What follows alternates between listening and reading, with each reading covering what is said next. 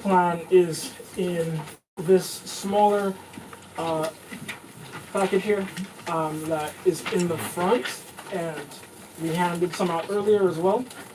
In this is what the committee here is proposing, and you're all here so that we could, get your feedback on the committee's plan before getting it out, to, the board and DOT so they could implement it. Alright? So, just to reiterate, we know there are problems with this plan. There are some issues people might not like. We're aware of that. We heard the issues, and those are what informed the new one. Alright? Now, there's a possibility DOT might not do it, but ultimately that's on them. We're just making sure that we do our part and submit a plan that is improved and sort of takes away the downsides of the old one. Alright? You say they won't do it, but they won't do this plan? I'm saying there's a chance they may, decline to install this for whatever reason and install version 2 of theirs. But that one is still better. It still has more of the feedback that you've heard here compared to the original first version of that plan. Understood. Alright, so we're going to start recording soon and get actually fully started in a minute. Let me just go take care of all that. Is someone going to summarize the current plan? I will, yeah. Okay.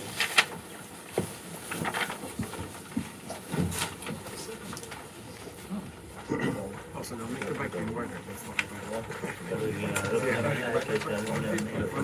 That's what they want to do. That's the new plan. Is to take your lane away and to make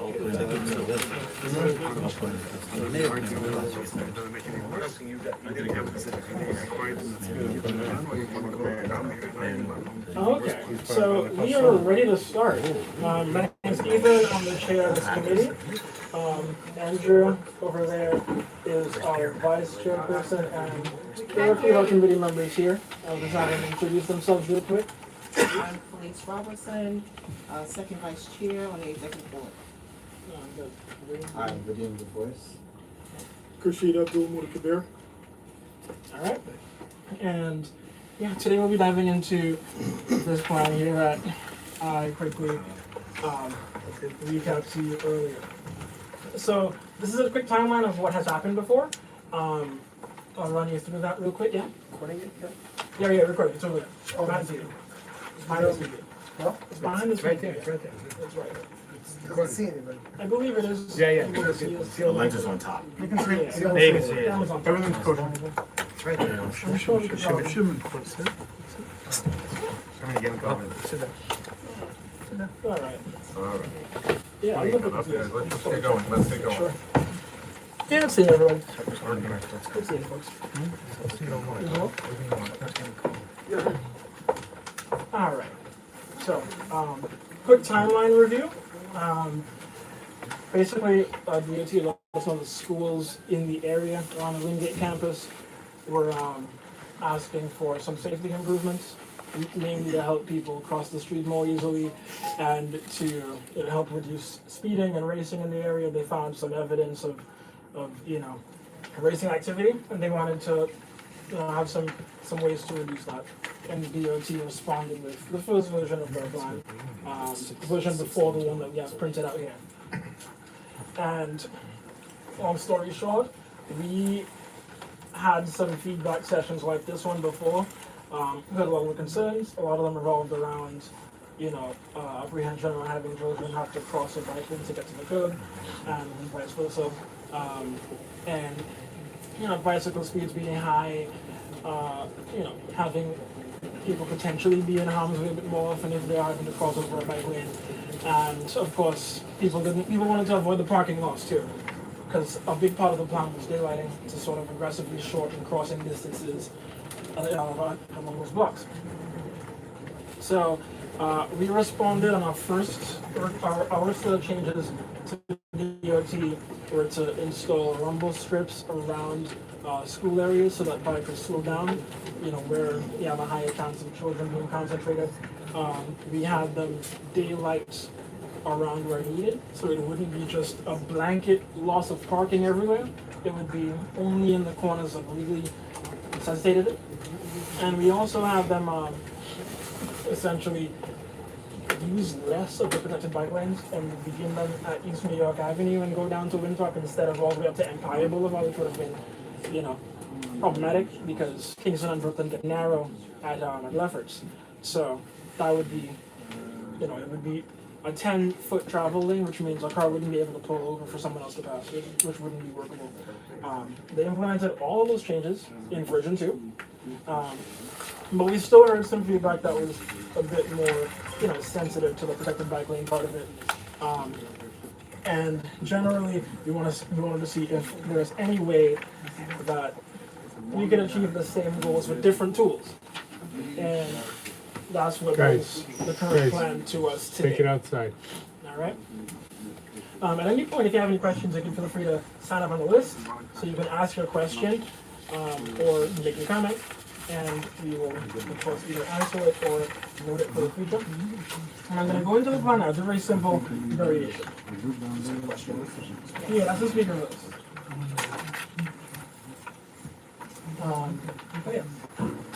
So the first part of this plan is mainly achieving the goals of reducing speeding, helping people cross the street more easily, or reducing crossing distances at intersections, and of course making crossing easier. So things like declining, things like raised crosswalks, and of course we want to incorporate a bit of bike safety in there because there are people in the area who are biking and they are reporting some issues with how wide the road is and vehicles feeling freer to speed than they would elsewhere.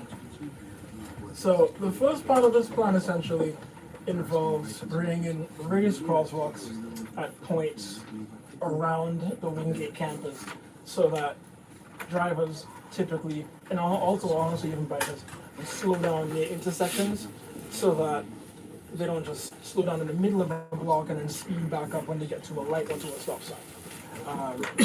This would, of course, Can you describe that, a raised crosswalk? I have an image of it here. Essentially, it's when you have a speed bump that is where the crosswalk is placed. As a side note, I'm not sure if you remember, but there was a survey that was done a few years ago in this same area about bike lanes, and one of the items that people had requested the most or most willing to use to sort of combat speeding was raised crosswalks, which is part of why we decided to choose this method as an answer method. So it's So there would be essentially, a sign in advance of that there's a raised crosswalk? there's usually word marks on the street that say like bump, but they also have signs too, like you would for like those people on the sidewalk. So the whole crosswalk is not just like a speed bump that you have in the middle of the block, the Right. whole crosswalk is. Right. That way you encourage drivers to slow down when people are crossing, and also not to speed up trying to beat lights, because people would do that. So, yeah, it's generally helping people slow down where it matters most, where they could hit someone who's trying to cross in the crosswalk with the walk sign, and not have them slow down when they're making turns as well, so that people wouldn't be going 20 or 25 and swaying around to make a wide turn. They might not see a person creeping up between cars. Then Just a quick question, when you say raised crosswalk, it means all crosswalks in that intersection, or is? no, it doesn't. That would be 4. It usually just means 1 because Just one, okay. yeah, and it's usually at the approaching side of the crosswalk. Of the intersection. So if you're going, if you're approaching the Meaning crosswalk, it will be the part it where will you be hit on first. Brooklyn, not, or Kingston, not on the, Yeah, that's on the side street. Yeah, that's correct. Yeah. It's crossing over Brooklyn Avenue? Yes. Not Brooklyn. From Kingston. No, just on Brooklyn Yeah, Avenue. Brooklyn and Kingston. No, no, Wingate, right. Wingate, he says, Oh, yeah, but at Brooklyn and There's Kingston. 4 on the side, 4 on the 8 of them. This proposal wants 8. So it's examples of where they might go. It might not end up being 8, Yeah. but yeah, this is one example of could be 8, and there's usually 1 per intersection. So it wouldn't end up being like a four-way situation. It would usually be 1 so that when people approach an intersection, they slow down, go down, or continue. Right? Excuse me, is it possible to use the microphone? There are people who cannot hear. Okay. Thanks. Now, can everyone hear me? Yeah, great. Yeah. It's on. Okay, great, good. Okay, so, yeah, this would, the crosswalks here would essentially be raised, just to reiterate that. So it's essentially a speed bump that is at a crosswalk. It's usually at the crosswalk that is the first one you approach before you cross the street as a driver. So that way you slow down before the stop sign or before the light and not, after it. essentially. Sorry, Mr. Ethan, is it possible to turn it up? It's still very difficult to hear. Yeah, I would like to. Appreciate it. It's on. I can hear it in the back. That one's a little louder. Okay. This one's seems a bit louder. Can everyone hear me? Kingston doesn't have any intersections between Winthrop and Rutland, so you're essentially putting a speed bump in between those two. Yeah, and ideally a crosswalk too, because part of DOT's plan You're saying for the included kids adding, and the. yeah, That's it okay. included adding new crosswalks to and from the park, so that people could, cross over. Because essentially this whole stretch doesn't really have any crosswalks in Right, between. right. So it's a bit dangerous to Yeah, cross the street 100%, there. yeah. Right, so the idea is raise crosswalks. Kingston and, I'm just curious, Kingston and Lefferts and Kingston and Maple have been trouble spots, because I mean, like with speeding, because it's not really, I mean, from what I drive there every day, I don't see speeders going from Rutland up. There's not that many speeders, because there's a lot of, it's all four-way stops, so everybody's stopping over there. From Winthrop to Rutland, I understand, because that's like one straight shot. Yeah, understandable. I mean, a big part of this is, I mean, if you're stopping at every intersection and going the speed limit, there wouldn't be any need for any of this in the first place. Right. And the whole point is that some people are not doing that Right. and causing some danger in that case. Right. And in the DOT plan, which is one of the reasons why I wanted to have it printed, is because in there they show where the accidents are, they show how many there were, and they even show the stats for last year, I believe. Or 23, one of those two recent years. But yeah, they essentially make a good case for having safety improvements. In this case, we're just essentially looking for them to use different tools. Right, no. Yeah, you're welcome. Can I bring a concern up about this? Is this the right time for it? You can. Okay, so some of my children are prone to getting nauseous when they're in the car. That's just the nature. And I don't know if any of you have been on the other school buses, which are always like this. Now, if they're going to keep go to school in the morning, bumping on these speed bumps, and they get to school and nauseous, then they can't study the next 4 hours till lunchtime, which means that they may as well not go to school.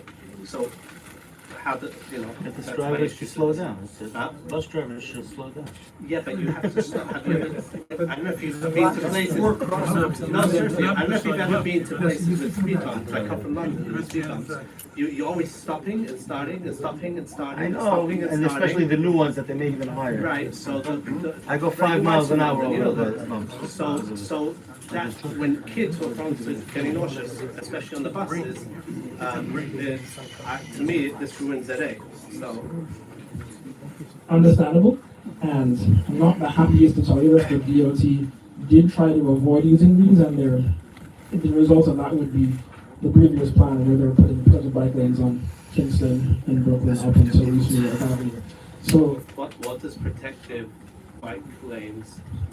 This is about people crossing the street, safety, Yes. not about I understand. protective bike And lanes. let me connect those two. Okay. So there's two goals there for helping people cross the street more safely. One of them is to reduce speed, which is being attempted by the raised crosswalks. But DOT's method of doing that was also using bike lanes to narrow the street.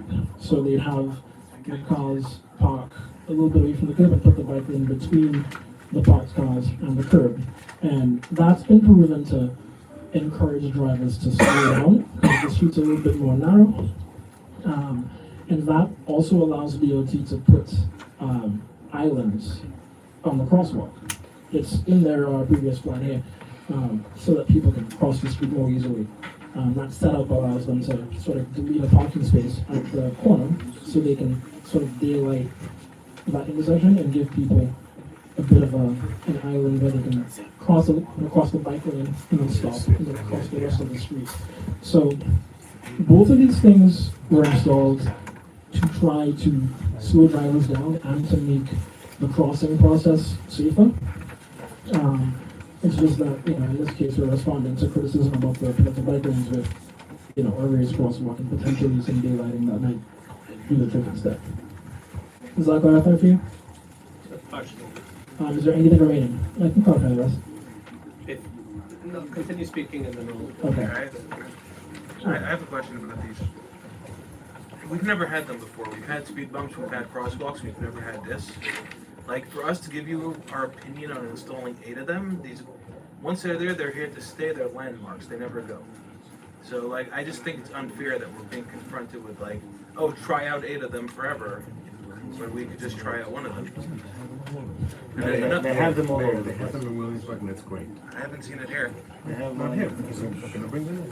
And the other one is flooding in that area, as we know, is pretty messy. I don't know about water flow and everything, but I just don't know if this would interfere with that. That's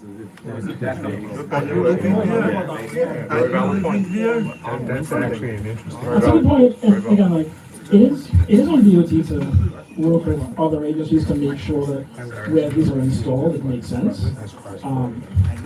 I'm generally not the person to do the sort of earth analysis to figure out how the water flow will go. We have DEP and different agencies that do that. Well, they don't do a good job. You saw it 2 weeks ago, right? Fair enough. Somebody died from it. Yeah, fair enough.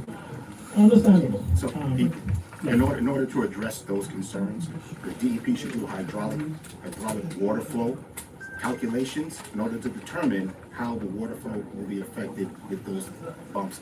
It can be done. No, I know. So they should do that, hydraulic water flow, because Rutland Road is the low part, the lowest part in all of Crown Heights. Yeah, Right? And it's just a fish pool. okay. All right? So that's just my recommendation. Understandable. All right. All right, so these are one of our proposals here to reduce speeding and assist people in crossing safely. Right? The second was mainly around bike safety and yes, helping people slow down through visual means by making the road a little bit narrow, but not narrow to a point where, you know, it's untenable or creates congestion. We wanted to have that protected bike lane setup sort of reduced in terms of intensity to a regular conventional bike lane setup, with, you know, of course, a buffer so that they don't get hit by car doors opening and closing. And a lot of people ask for this change because some people have concerns, especially after the Williamsburg incidents, about, you know, people crossing out of school buses and other vehicles and having to cross traffic to get to the curb. So we wanted to have that sort of downgraded to conventional bike lanes. Would that We shave thank off? you, we thank you for that. Thank You're you. welcome. Very appreciated. Would that shave off a lane? Would that shave off one of the lanes? It doesn't have to. The street's more than wide enough for all of it, but I think DOT might want to try to. See, here's a question, and I just want to, a couple of things that I just want to put into perspective. I think the first thing is that I mean, I see articles, and maybe there's somebody here that's writing an article about how the evil residents of Crown Heights want to prevent bike lanes, they don't understand safety and so on. But every community in the city has different needs and different profiles. This is a very family-oriented neighborhood where people have a lot of children. And we know, for example, even with this plan, which is better because you don't have the child having to cross the bike lane with the bike, you know the bikers don't obey traffic rules, right? But still, we have seen video of bikers going around the red flashing lights in the buses. And so there's a very big concern as far as children going to schools and being picked up. On Brooklyn Avenue, there's several rows of families with a lot of children on Brooklyn Avenue between East New York and Maple, East New York, Maple, and Fenimore, I guess. Yes. Midwood. So that's a very serious concern. The other concern is that there seems to be this vision in the city and DOT that cars are evil and people who get on bikes and walk are great. Now, I walk every day. I don't drive I walk from my house to the synagogue to my office and back. I love walking. I think it's important. It's healthy. But when you have when we had little children in the house, 2 or 3 or 4 little children, you can't go on a bike with 3 or 4 children. So people are car bound because it's the only way to get around when you have a larger family, and this has to be taken into account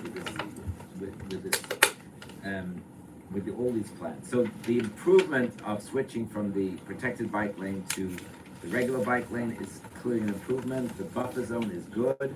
I think we have to think about school bus stops and how that's going to work out, and if there could be some warnings or something like that as far as that's concerned. But in general, this idea that, you know, bikes are supreme and cars are evil, it just doesn't fly when you need to take your kids shopping, or you need to have to drop off carpool in the morning to take your kids to school, or whatever it is. So the whole mindset has to change. And the other issue that we're going to raise quickly is, and that is the traffic. So we actually also, there was a big improvement even before we started, which was they originally were talking about making these lanes from Empire all the way down to Winthrop. And there was a realization that would create major traffic jams at the narrow parts of Brooklyn between Empire and East New York. So again, we thank you for hearing those concerns, because it's very important, because that school bus is going to school, that's that's additional pollution of people just standing and waiting and so on. But still, when you have 2 lanes of traffic going up and down Brooklyn Avenue, that becomes now a way to relieve some of the pressure and allow the school buses to make their journeys, and allow the delivery people and all the things that are needed, the families taking carpool. And when you just have these crazy traffic jams all over the neighborhood, I mean, Brooklyn, there was one time when there were 2 lanes of traffic going all the way up New York from Empire to Eastern Parkway. Now you have every morning backed up vehicles for hours. That means the school bus takes another 10-15 minutes of the kids sitting on the bus.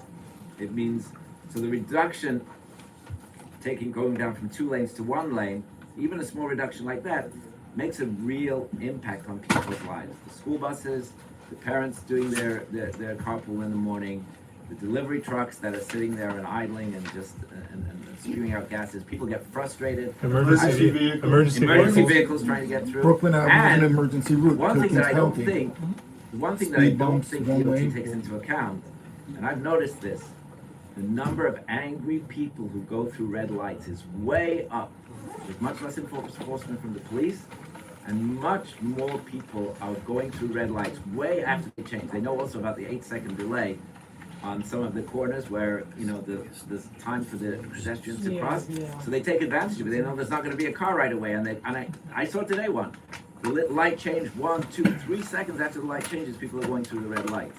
So everything that you do, you're thinking it's improving in one thing, has a detrimental effect somewhere else. And I think this has to be taken into account. Well, thanks. I mean, that's part of our review, to sort of shave off those downsides from some of the plans going through. And to your point on the section between Empire and East New York, actually, before we even held a feedback session on that, we knew that was a problem. You and I had a meeting about it like 2 years ago, right? Yeah. Like, even before I saw that, I knew that was an issue. Right. For one, I grew up there, so I know how narrow this really was. Right. And I mean, but we pay attention to those things, and we look at that to make sure that things that absolutely shouldn't happen, don't happen, because that would have been a very big choke point. Right. Thanks for your feedback. Can I add something? I don't want to go too much into free feedback yet, because I'm not done, and also because the speakers, I don't want to take too many speakers, and those who signed up still can get to speak. So, give me a second. Please, just note your comment, and I will definitely come back to you. So, if we have anyone with feedback on this part of the plan, please write your name down, and we can collect that, and I'll get to you. But we're almost done. The next part of the plan is roughly unchanged from our last piece, where we still encourage some daylighting in places around schools and churches and those things, where people can cross off you, and really expect groups to sort of congregate. So, the daylighting, the images have changed, my mistake, but daylighting would mainly add extra either painted or physical extension to the grid at the corners, and that would allow people to essentially have shorter distance when crossing the street. That wouldn't change. That section, I believe, in DOT's plan is about the same, and we're not proposing changing that part because we already reduced the parking lots from, I think, over 50 parking spots to around 20-ish. So that's a pretty good improvement, and if anything, we might push the DOT to show us which corners they're gonna plan to daylight so we can, sort of negotiate if we can save any more, or if the ones that they're proposing are absolutely ideal in terms of number and placement. Alright, so that's a general overview of this planning. Starting with the speaker list, we're going to get into full feedback and questions and thoughts and stuff like that.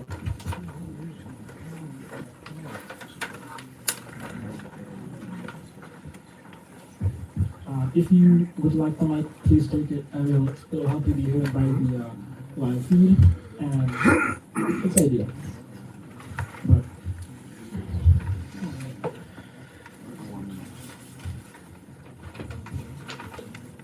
first we have Amir.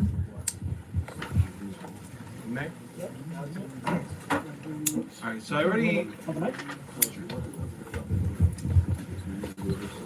Alright, so I was a school bus driver in the neighborhood for 6 years. I don't do it anymore, but I'll substitute once in a while. And what I can tell you is that cyclists disregard all traffic laws.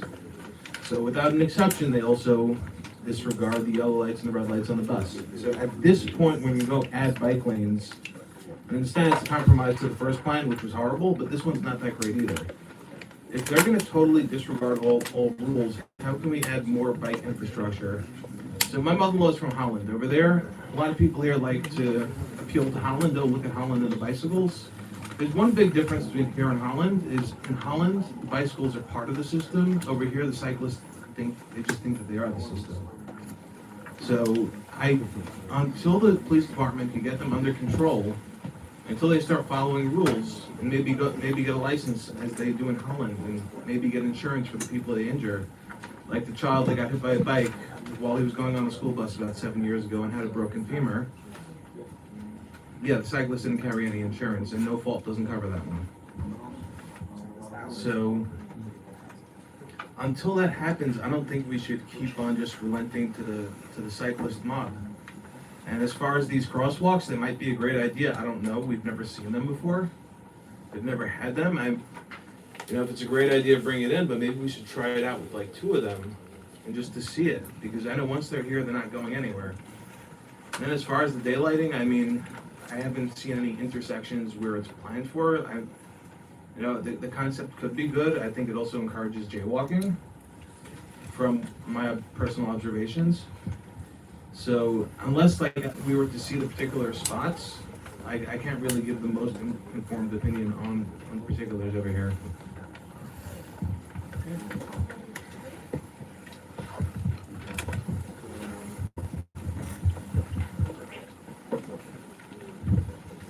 That's that one. I have one quick response to that.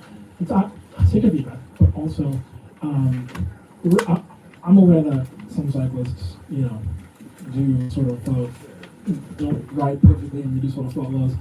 I think part of the intention behind the conventional lane is to have the bikers at least ride in a designated spot, as opposed to riding on the left and right and wherever they feel like going. Because even if they're not obeying traffic laws, they're even more dangerous when you can't even expect them to be in one part of the road.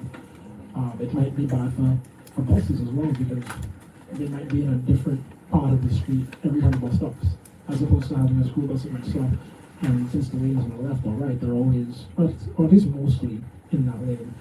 So I think that's part of the intention, is giving drivers a place to expect them and cyclists a place to ride. So that's where the problem lies. They cut across Empire Boulevard as if the street was only there for them. Just like they do before the marathon, when they go riding around nuts till the marathon stopped it. Maybe we could get the people from the marathon to take control and keep them in line over here. But they don't even use the lanes that they have. And it's not just some, it's a good number. I would say many, if not most. So that's really where the problem lies. Till the police department does something, till they carry insurance. I just think, I don't think we should be giving it anymore. We have Naomi next. I don't work in personal injury.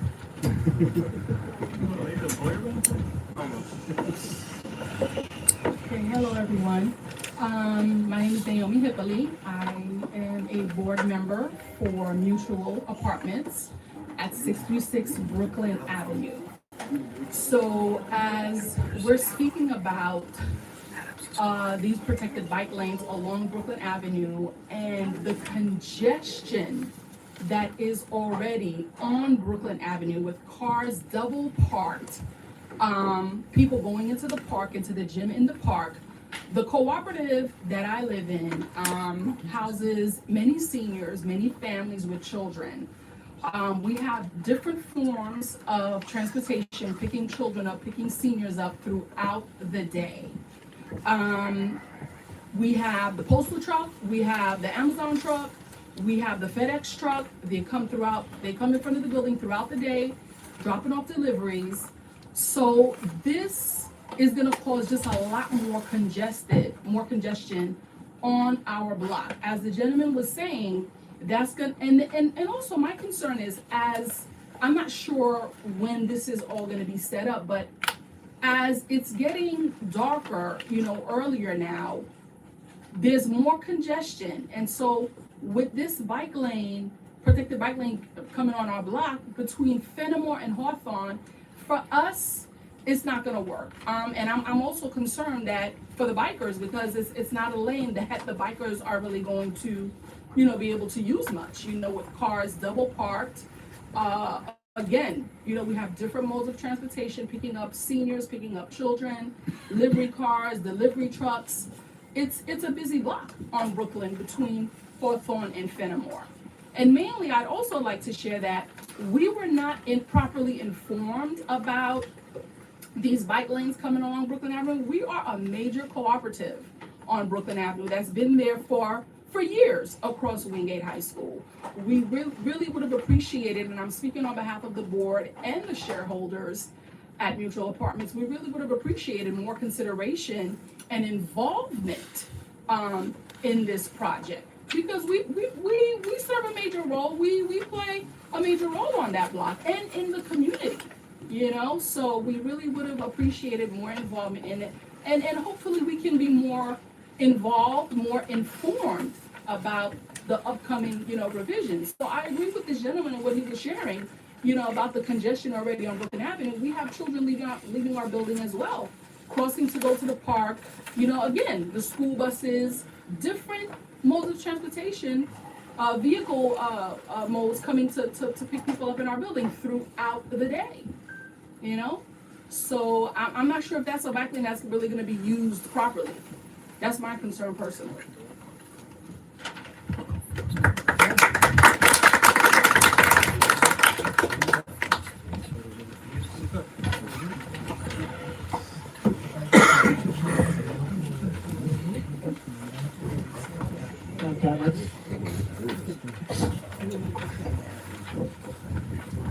Hello, everybody. My name is Kat. I live over on Fenimore. I'm here tonight as one of many people who fear for their life every single day, but I have to ride on Kingston and Brooklyn Avenues. This is going to be very personal, so please bear with me.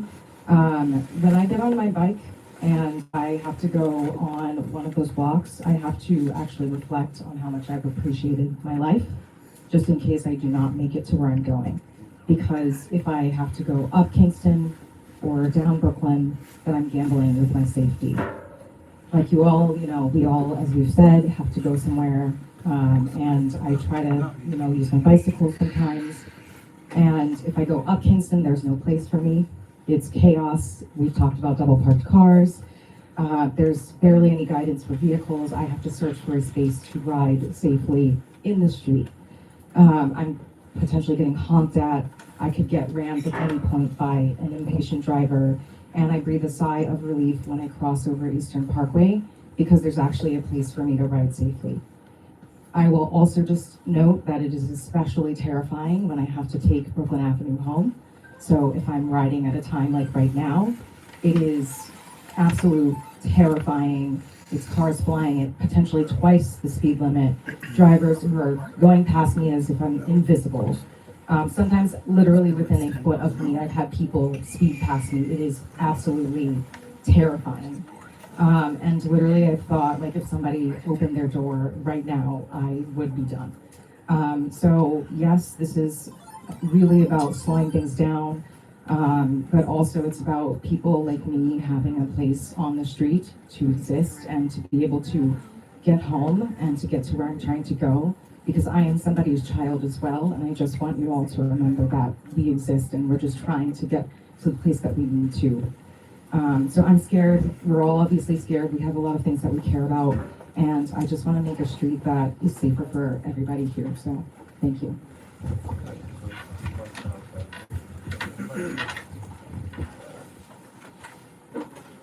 All right, thank you for that.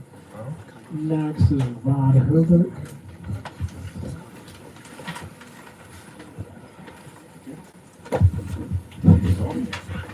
Okay.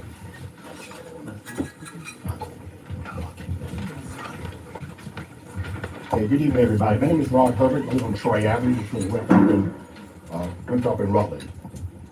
So my concern is the city has already done a study with regards to all of the dangerous corridors throughout the entire city. Right? And what they did, in order to understand that, they obtained these MV 104 forms. If there's a vehicle accident that occurs anywhere in the state of New York, this is filled out. Down here where I highlighted, this is where the accidents are the most serious, where someone's either carted away, a pedestrian was hit, and so forth. And that is the data that was used to determine the most critical corridors that have to be addressed and require safety improvements. With regards to Brooklyn and Kingston, the city came out with, based on that data, a Safe Streets and School report. Right? They identified the schools that require safety improvements. On this report, the only two schools that require those improvements, PS 221, which is on Empire between Troy and Schenectady, and Lefferts, which is across the street from the 71st. I do not understand how this project, school safety, jumped ahead of the other two. Thank you. What I thought was disingenuous is that a board member, Paco, in order to justify this, he sent an email today, this crash data map, which has way more information and does not include, or includes all of the incidents where these boxes are not checked.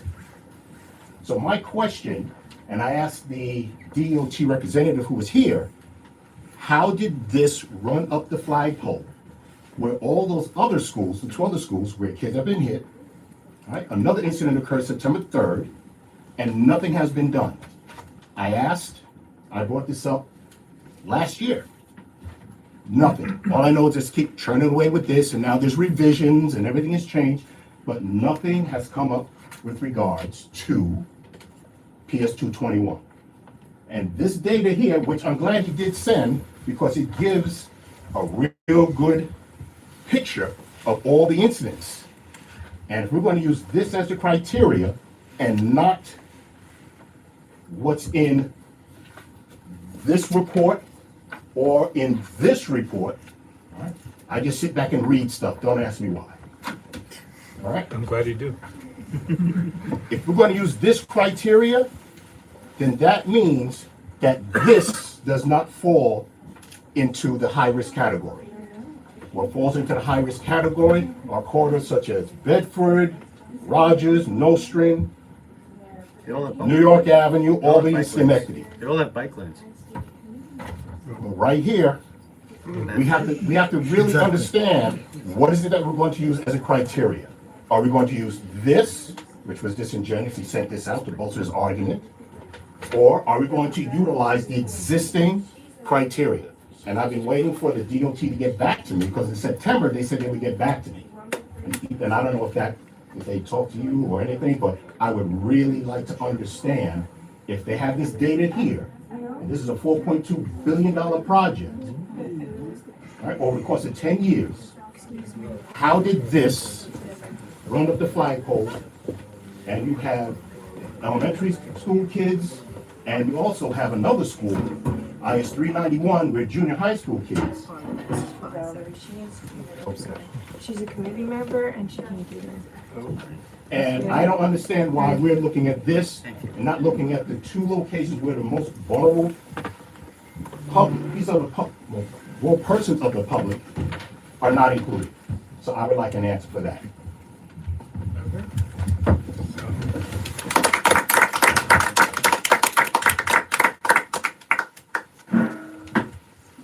I mean, I can't answer everything about that, but I could, for some people who might be wondering,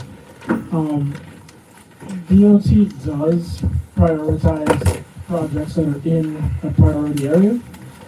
This one is, and on page 16 in the old DOT plan, it does tell you why they picked it and the fact that it's in a priority area. And on a side note, DOT doesn't only strictly build improvements based on criteria. There are times when a school or an organization can reach out and say, hey, we're seeing a lot of accidents or people are getting hit. Can you just build something here to improve conditions? And they do that, which, you know, I mean, I don't think it's necessarily a bad thing, that you can ask DOT for an improvement and they'll actually give it to you. And not be necessarily entirely bound to a schedule. So the schools in the Wingate campus reached out, asked for some improvements, and DOT responded. And in this case, I would rather have DOT install something that works in the area than try to argue with them yet about why they picked this one to do first. Sure, we can talk about operations at a different level at any time, but I am making sure that what's been put in front of me makes sense. I'm making sure that you all don't wake up one day and see a poorly rolled out plan in front of you. Okay, just one comment, just want to make. All right, so the DOT, right, they delisted Brooklyn Avenue because from 2015 to today, right, that street has been 70% safer from the last time. That's why they took the whole corridor from Atlantic Ave, Fulton Street, all the way down to Winthrop off the list. So why are we spending this money there and not on locations where there's a school, where there are incidents that are there? It's still on the list as a high priority. All right? So I don't understand why we're going to spend more than $1 million along Brooklyn Avenue. Right? And that's what it's going to cost. It's going to cost more than $1 million. And create a quality of life issue for the residents. Exactly. Right? So that's the question, and I've never received an answer from the DOT on why this ran up the flagpole, and these two schools that are on this report, all right? And also, now that Paco sent this, it even shows that Brooklyn Avenue is not the primary here. There are other locations that are way the primary. So you have to decide what criteria you're going to follow.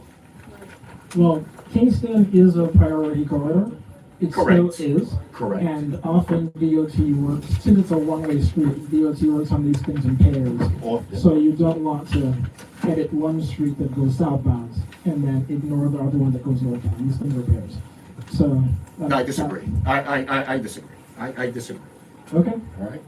When you do work on a priority corridor, it spills over to the other streets, all right?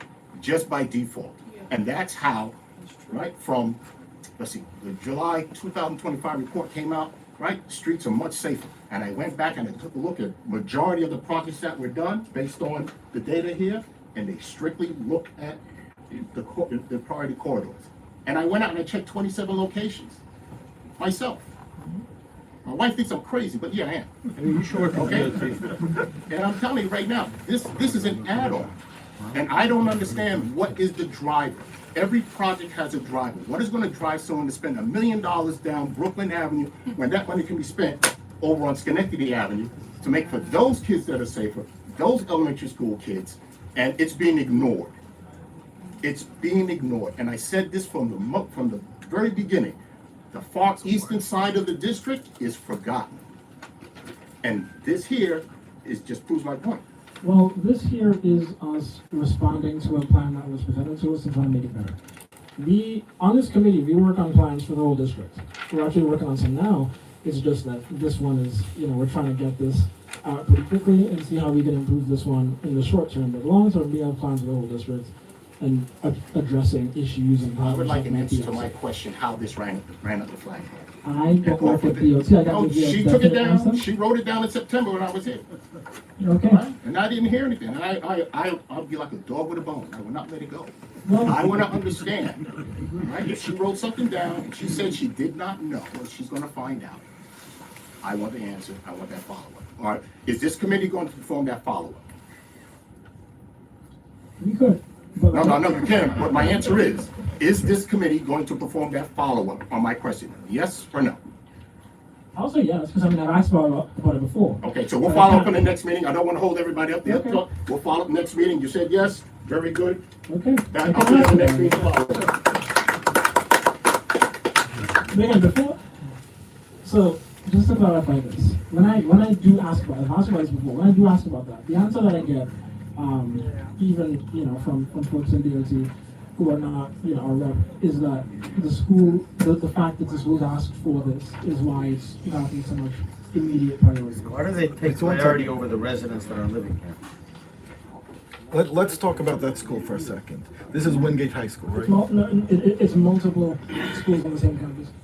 Right, but that's on, It's Wingate campus. it's a Wingate campus, which is on Kingston and Rutland, correct? Correct. The road over there is 6 cars wide. You can put bike lanes in the entire Crown Heights. It won't stop the drag racing. It won't stop anything from going on. You can have bike lanes. They'll still drag race over the bike lanes. It won't stop anything. If they want to do something that will affect the safety of the kids on that campus, put speed bumps, put pedestrian, Like what you're proposing over there, put a pedestrian walkway, create a trampoline park, do whatever you want over there to narrow the roads. Don't inconvenience the rest of the people living on other blocks that have nothing to do with it that are safe. Brooklyn Avenue is 70% safer. Why are we creating traffic for all the people that live there? Why are we putting speed bumps for ambulances going to the hospital? Why are we doing anything that's going to just hurt the quality of life of the people living on Brooklyn Avenue?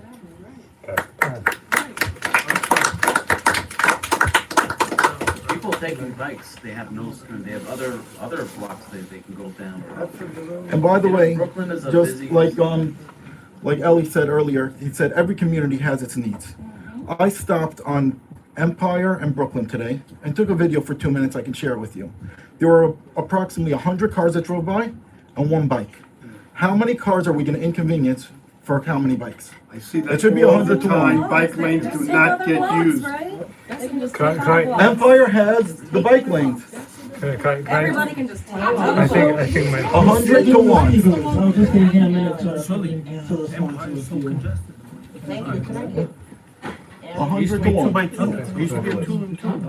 Yeah, we're trying to answer a few questions. Yeah, we have Aaron, who's up next. Yeah.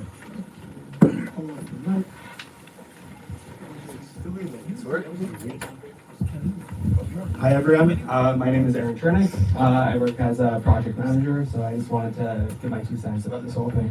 So just with project management in general, it's very important before you do anything to have the why behind why you're doing something. So the first step before you do anything is you have to analyze what the issue is and what the solution is and how do we get there.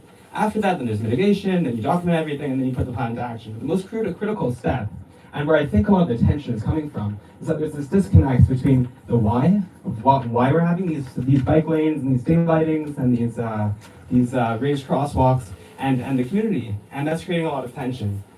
So I think that if we had good data and good analysis, like Mr. Herbert was saying before, then that would solve a lot of the tension in the community because it would really address the community needs. Right now, from my perspective and from the feedback I've gotten from everybody, it seems that the community feels like this is being imposed on us by the DOT. It doesn't really represent the needs of the community. So if we could just work together instead of being forced different ideas upon us, then I think that we could get to a much better and healthier place where we could come to a mutual decision which benefits everybody. And maybe we could take a step back from this whole thing. Right now we have bike lanes, and we have kids, and we have schools, there's many multifaceted issues which are all interwoven together, and it makes it very complex and very hard to get to the bottom of what we should do and how we should go about it. So just to finish off with something which my father told me, he shared with me. He deals with drug patients for a living, and he was by a conference, and he said that the speaker there changed his life.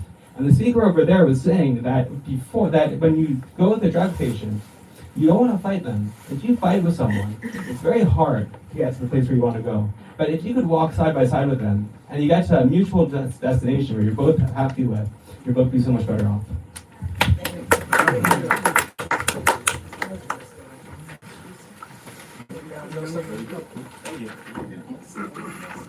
We have Joseph next.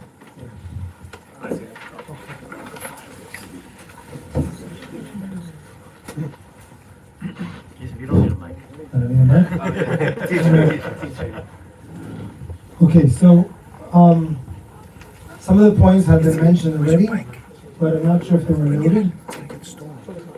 So Ethan, I'm going to mention some of the things that were mentioned already, but I just think it's important to note it because it was during the presentation before.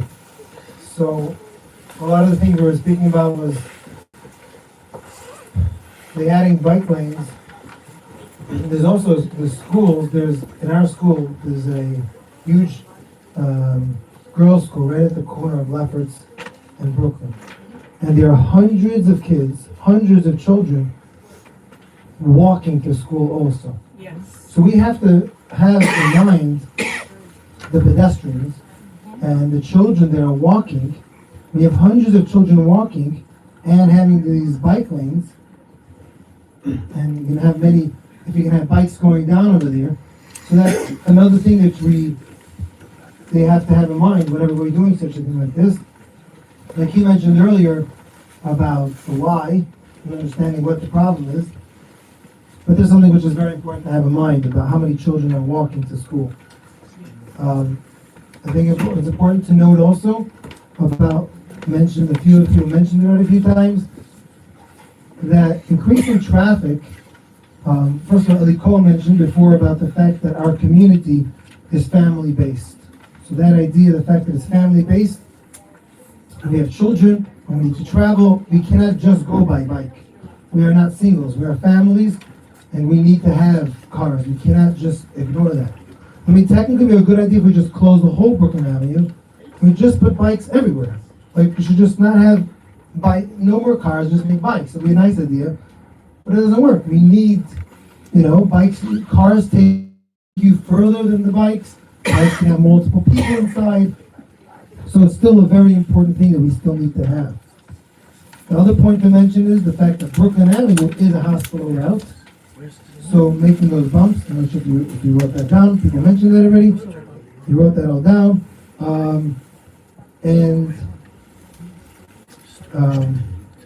Those are the main points. And therefore, even if there is absolutely no choice, which I don't know why, and there has to be a bike lane, I don't know, but there should not be, we don't have to take off 2 lanes. We can still have 2 lanes on Brooklyn Avenue. So making a whole the buffered lane over here, and taking away a full lane, like we were saying before about there's buses and there's pickup, there's constantly these people there's all the mail, all the deliveries, and all these trucks are coming. So adding that second lane is very, very much helpful, and increases the quality of life that we're having in this area. So pretty much the points that were mentioned and that I had over here, and if you can have take that in effect in all of our the feedback.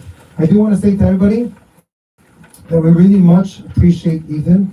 Ethan last time was here. He takes he's the chair of the board and also police. Thank you very, very much. It's so nice to see that we have people that are supportive. I mean, there's new members in the community, in the board.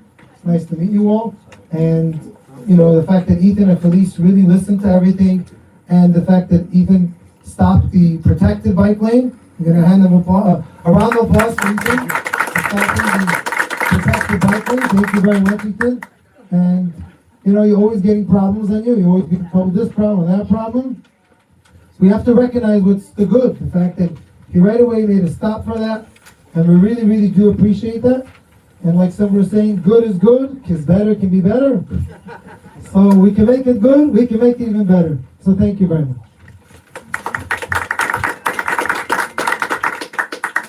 Thank you for that. I appreciate your appreciation. And I mean, a lot of this is just trying to make the roads work for everybody. It's possible. And I do think there's always ways to improve plans so that they actually work. And some of this comes from living in the area and growing up here, and also, just being able to see both sides and see where a plan might have flaws. So thank you for also noticing that, and I appreciate it. And also, I want to let you know, a lot of your concerns, we see them before we say them. Like the narrow section of Kingston and Brooklyn, the emergency vehicle route. That's one of the first things we talked about when we, considered the raised crosswalk. There's another option that's out there called speed cushions, which is essentially for people that has cutouts so that vehicles with wider wheel stops, like school buses and ambulances and those things, can drive through without going over the bump and regular cars have to. The problem with that is that people game it and they figure out how to drive through it so they don't have to stop or slow down. So you can find those on like Park Avenue and like closer to like North Central Brooklyn. They use over there. The problem with those is that people eventually figure it out and start to sort of It's New York. make a way around it. One last point, if I got to mention, if you can just make it, if you can get from DOT or from the 71st precinct, what is the data just from these blocks? How many accidents there were? They're in the plan here actually. From these blocks in the past DOT. 2 years. Yeah, That they have data takes from 2019, which is taking 6 years, and they don't take just these blocks. They're taking the whole area. So that's on page 20. On page 20, they have the injury data from 2019 to 2023, and they also gave us 2024 in the version 2 update. So they have all of the accidents, injuries, thankfully no deaths, I believe, but they have all of the accidents, injuries, and severe injuries. Does it So say the location, or is it just the whole area, like 11225? each block. Each block? Yeah. Per block? On page 20 in the old DOT plan. The old one? In the version 2. My concern is the fire department. My concern is the fire department. DOT needs to be concerned with that and give us some data on the fire department and what their inputs are, but have it in writing on how these changes will make a difference in our community. Okay, that's my concern. Thank you. All right. Next up, we have Israel. Wow. Humbled by everyone that showed up here. I think the last time I got up here to speak was about a year ago. And definitely the plans are a lot better than what I've previously seen, so thank you. As I said last time, I am a biker also. I bike to work. I use bike lanes. And I sometimes don't have a bike lane to use. And sometimes I'm nervous when I don't have a bike lane to use. I live in a city. When I want to go faster, I have to travel to a highway to go somewhere. I don't have a highway right outside my house. Sometimes you have to take streets that are slower and more dangerous to get somewhere. When I'm riding my bike, I have to take streets that are not as safe, not as good for me in order to get somewhere faster. They're just part of life. As a community here, I think most of the people here, I think almost everybody except for one, is voicing the opinion that do not want a bike lane in this community. I understand the concerns, I understand the safety concerns. I have yet to see statistics of how many bikes actually travel down these streets. I haven't seen a single one. Somebody can please show me how many people that is, so we can understand. Does one person get the inconvenience? Multiple people. Does one person, the man for a bike lane, get the inconvenience? People's lives traveling to a hospital. Okay? I'm a New York City paramedic. I do that also. Okay? Thank you. Yes, I see on a day-to-day basis ambulances going down Brooklyn Avenue and up Kingston Avenue. And it takes time. Traffic does not move. Making this smaller does not help. I understand bike lanes, I understand the need for them, but it's not gonna work here. And the community here does not want it. And it's not a Jewish thing, it's a community thing. I don't understand where the money comes from for this. I don't understand why we're doing this when there's, as a community board, should say no to it because the community doesn't want it. That being said, I'm reading the bullet points here, and the top bullet point right at the beginning of this presentation that was presented today was, initially New York City DOT was contacted by Wingate Park area schools, asked for a safety improvement to prevent drag racing, dangerous road usage, and to make it easier for pedestrians to cross streets. I don't see a mention here of a bike. I don't see a mention here of anything near that. I see pedestrians, okay? Bike lanes and pedestrians don't work together. It doesn't happen. I'm looking for cars, now I have to look for bikes. And I have to look for bikes that are going backwards up the street. I have to look for mopeds that are going backwards up the street. Why? I ride a bike. I know what it's like. I wear a helmet. I drive safely. I follow the rules. A red light is a stop. School bus is stop. I have to stop. Those are the rules. But there's no mention here about a bike lane. There's no mention of a bike concern on this paper. It's a decision that we're going to give you a bike lane to solve a problem. That's not solving the problem. Enforcement by the police department when there is drag racing. The drag racing does not happen at 2 o'clock in the afternoon. That happens at 1 o'clock in the morning. Where are the police?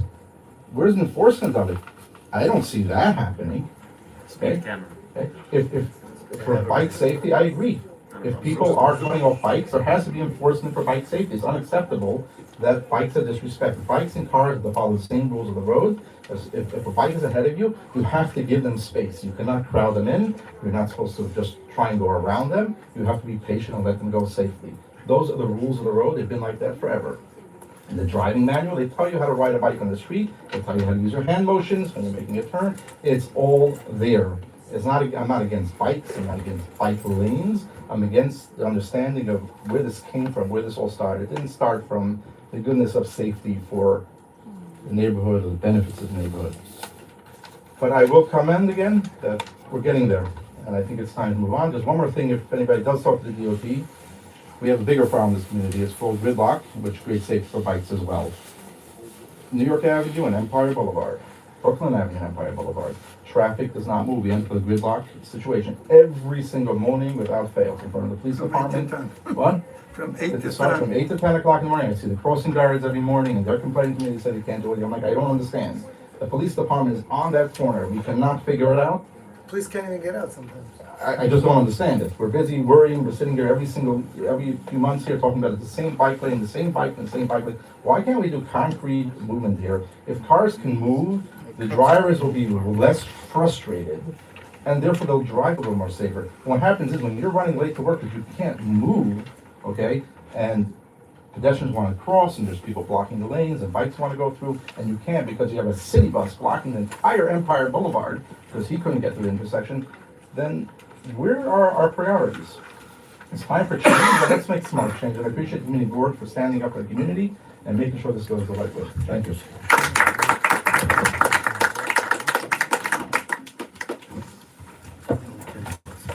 Thank you, appreciate that as well. One note, real quick. I've been hearing concerns about people wondering how often bikers are going to use the lane. Typically, bikers come after the lane's installed, so if the same way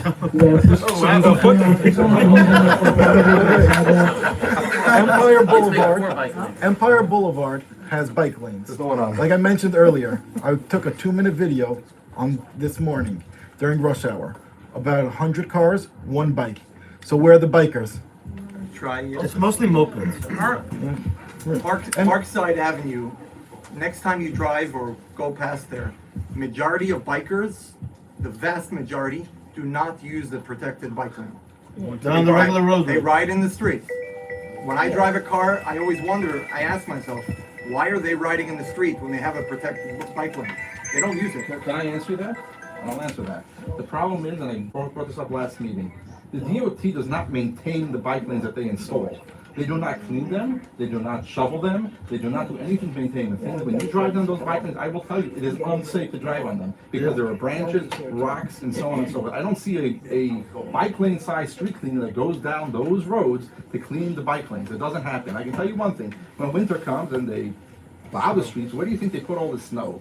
In the bike lanes, okay? The same thing, inconvenience, right? It's not about anything more than some ulterior motive that we don't understand. But I will answer you on the problem with Parkside. I drive patients to the hospital, okay, down Parkside Avenue along the park. And I can tell you one thing, it is a disaster, okay? People are going to die from it. Why? Because we couldn't figure out how to keep traffic moving. There's one solution, which I can say is, if you allow people to make that left turn or get rid of that left turn right before the tennis courts, but no one's figured it out, okay, or at least make a little go-around so cars can come. Instead, you put little white cones there so no one can pass. It is absurd. I don't understand who makes these decisions, but either they're riding bikes and they don't realize it, or they just don't understand what they're doing. With all due respect. I love bikes, I ride bikes, but we gotta figure this out right. Yeah. And one of the easiest answers to that is okay, just not pull some problems even to solve it.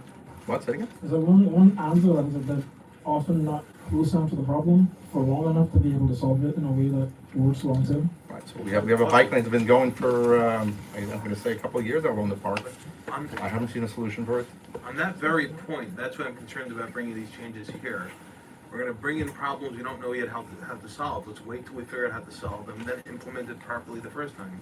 Well, these wouldn't be protected in this plan, so that wouldn't, the cleaning issue wouldn't be an issue in this case. No, I'm talking about the daylighting, which encourages jaywalking, encourages people to stand closer to the street. And I'm talking about these raised crosswalks, which doesn't seem to be in either zip code 11213 or 11215, 11225. We've never seen them before. All of a sudden to have 8 of them pop up. So it might make problems with the flooding, but you know, we won't fully understand the issue, so we won't even be able to make a solution. So why bring the problem in the first place? That's the problem. So, like, we never solved the issue on Empire Boulevard with people not using the bike lane that does get that. I wouldn't say it gets plowed, but it gets cleaned by the street sweepers. We were doing fine until the public school said something, so you one can thing tell me what about happened. Empire to answer that is that bike lane is frequently blocked. That one, we have Buddy and a few of the other folks who are between Nostrum and New York. That is a blockage that can make it dangerous for bikers to use that lane. The same thing applies to the south side of the street. You have the same problems going on. People not using it. People on the sidewalk. The same thing happens there too. Yeah, but Buggy's only on the north side of the street. Yeah, but ultimately, They're all over. They're all over. But there's one block of Empire. Yeah. Or maybe there are more blocks. We have one more person next to just answer one other question that I'm gonna say. In addition, these streets are wide enough to accommodate a bike lane and keep 2 lanes of traffic. So we'll be encouraging those who. What about the double parked cars? The double parked cars are gonna park on the bike lane regardless. Right, but at least they can pick a different side to park. Literally, I drive a school bus around the city, around the neighborhood. Bike lanes have become throughout the city double parking lanes. Not okay. On my route on 4th Avenue, they just put a bike lane. It literally became the new double parking lane. It literally became the new double parking lane. For all the bikers in the city, for all the bikers in the city, if we can keep traffic moving, it will be a lot safer for them to get through. It will be a lot less frustrating for them. It works for everybody. So by within the community and within the city. Yeah, one person next is Zev. Me. Zev next. So first of all, most people here know me. I happen to be a physician. And in Hatzolah, so I also drive down those roads. I also happen to be a bicyclist, not a very avid one, but I do it. It's a great mode of transportation and keeps me healthy, I hope. But I'm also a driver. I do many, many miles every single week and month, depending where I'm going for work, because I'm a private contractor physician, so I don't work in one office the whole time.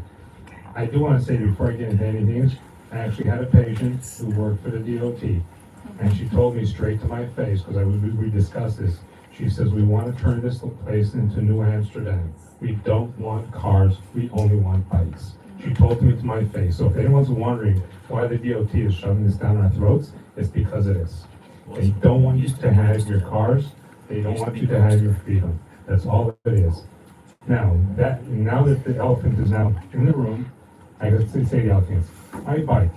When I go to work, go to Google Maps, because I go to different offices, I go to Google Maps, now I know my routes. When I first start a new route, I look, where's their bike lane? And I adjust myself so I know instead of going the shortest distance, I'll go slightly longer, give myself a bit more time, and I'll do as many bike lanes as possible, the roads that have bike lanes. And I live over here, I have a choice. It's either Bedford to Empire or Lefferts, or Brooklyn Avenue to Empire or Lefferts. I choose Bedford, and then I cut across with Empire and Lefferts, where there's bike lanes. There's ways to get around. Now, there's a few places when I'm coming from Manhattan and coming over the bridge and coming things like that. Yeah, there are a few places where there are no bike lanes, and yes, it gets hairy.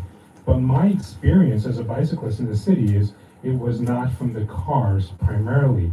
It was from the people on the electric bikes and electric scooters that don't make no sound, and they have no respect for anybody, not bicyclists, not car drivers, not pedestrians, and you never know where they're coming out at you, and I think they scared me more than any car in the city scared me. So I don't buy that argument that a bicyclist driving. Yes, some streets when it's busy, when there's traffic, come down Dean Street, which has a bike lane, but sometimes there's a lot of traffic down Dean Street coming all the way through from Court Street all the way through. I do that route all the time. There are places, especially where there's a school, where there's a park, and there's double parked cars and all that. Yes, so you slow down and you maneuver through, you get by. So you slow down a little bit. But to put more bike lanes, and I'd like to also say, this city has 8.5 million residents. I think at the last count that I saw, maybe 100,000 bicyclists. What percentage of that, of the population is it that we keep shoving more and more miles of bike lanes down people's throats? For what purpose? For what percentage of the population is actually considered an avid bicyclist using the roads? And like everyone said here before, you don't see people on bikes going down. Yeah, you'll get your individuals here and there, one or two here and there, but you don't get them coming full-time down. And like you said, if we put it there, they'll come. Well, then don't put it there, and they won't come.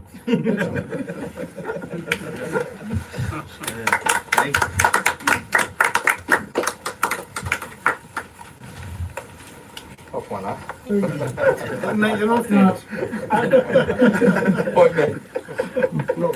understand the sentence, but we do need to work together to make the street safer, and I can't really intentionally keep it unsafe for a specific route. Can we make it safe without bike lanes? I'm going to ask a very open question. Can we make it safe without bike lanes? And if the answer is no, then the next follow-up question is, why not? And if we can make it safe without bike lanes, then why do we need those bike lanes? I ride a bike. You didn't Brooklyn create it Avenue because is of bikes. 70% safer without the Read bike your lanes. first bullet point and keep repeating that to yourself. It was not because of bikes, it's because some schools said it was drag racing. Let's enforce drag racing. Let's enforce illegal cars. Let's start enforcing things like that. Not make up reasons for bike lanes because of something that has nothing to do with bike lanes. Ethan, all three of these people are part of Hatzolah. They're part of Ethan, look at more speed bumps. Right. Just more speed bumps and speed cameras. You know, simple. Speed counts only enrich the city and won't do anything. People still take the list. And they cover their plates and they take off the And that is plates. exactly what we're asking for. We're just asking for at the corners because we notice that people on bikes usually get hit at the corners and pedestrians usually get often in pedestrian crosswalks. And even the DOT's plan data shows that a lot of people get hit even with the walk sign on. So we're saying if we're gonna entertain speed bumps, let's do it in a smarter way. Let's not just I'm talking about the regular speed bumps, like, in the middle of the road. Like the speed bumps. When you're coming down Brooklyn Avenue, there is an area where there's a speed bump. Well, the issue with that is it's on. Not Brooklyn, on Lefferts. There's, just a regular bump in the middle of the road where, drivers, and then you slow down. It's not an option. It's not an option. The problem with that is that the way that the street is wired right now tends to encourage speeding. as shown in the data. And the thing about that is people walking speed when they're making turns too. So the speed bump leaves open the option to speed up, so not stop. But stop how many sign, say, blocks is it slight, anyway? And then make a turn. It's just one. It's one major block. Winthrop to Rutland on Kingston. That's the widest place. That's the one major one. It has nothing to do with Brooklyn, nothing to anything. So Let's deal with that block. just deal that block. Just change that block. Between Winthrop and- So how does a bike lane solve that problem? They do narrow the street a bit. What? No, but I don't care about the rules. If I'm a driver that does not care about the rules, I don't care if there's a bike lane there. That's not gonna stop it. Okay? Enforcement is what stops it. And Narrowing the road over there with a pedestrian plaza. Do something over there that narrows the road. That That one- one block. that one block. That one block. There's not a lot of traffic there. There's not a lot of through traffic, and that's why they use it to drag race, because it's a big open area. It has nothing to do with the rest of Kingston, has nothing to do with the rest of Brooklyn. There's a school over there. I'm sure the kids coming out of school could use extra sidewalk to hang out, put benches, do things. Do something there that will help the people there. So do that, and then we're solved. Then we're done. That's part of what daylighting is. Kingston, Part of daylighting is- Kingston and Rutland. That one block. That one block by the Winthrop school. to Rutland. Make it more welcoming for the students of the school and less welcoming for the drag racers. And then we don't need the bike lanes, we don't need to inconvenience other people, and we're helping the people that have the issue. The school that we're, let's deal with that one thing at a time. Let's see how that works, and then we'll continue talking about Maybe we bike can bring the lanes. school here to sit down here, because we try to understand. We tried that, they did not. Well, if they don't want to show up, then they have no opinion. I have a question. Sorry. Well, no, their opinion got DOT moving on this. So it's not, they can't, something on O'Brien. We're a community, they should be coming here and talking, we should summon them. If they can't show up, we don't hear from you. Sorry. My question is. Or we should ask the DOT to request that everybody sit down together before they make any changes. My question is, The DOT drag racing doesn't happen during school hours. I used to be a dumb kid with a Mustang too. So I know the area. Or your fault.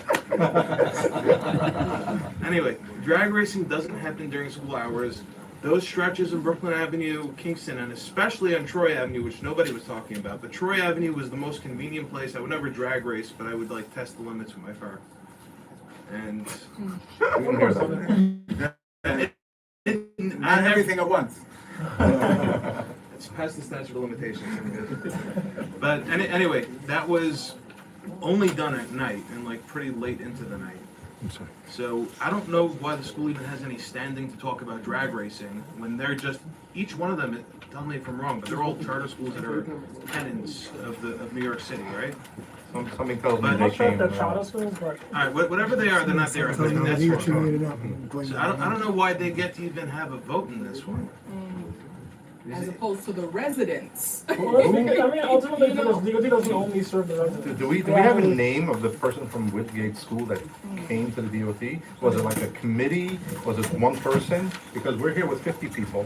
Okay, we have an opinion against one person. I think there's We're nothing representing a full thousands. community, thousands, but I'm trying to understand is who exactly is this person that said something?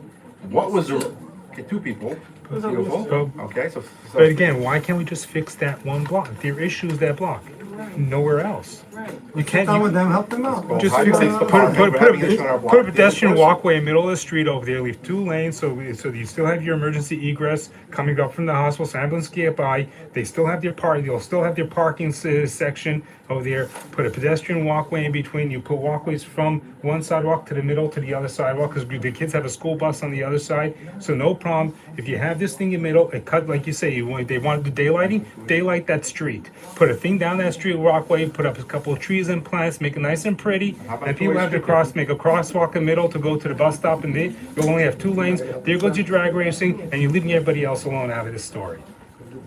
And it'll cost half the price, or even less than that.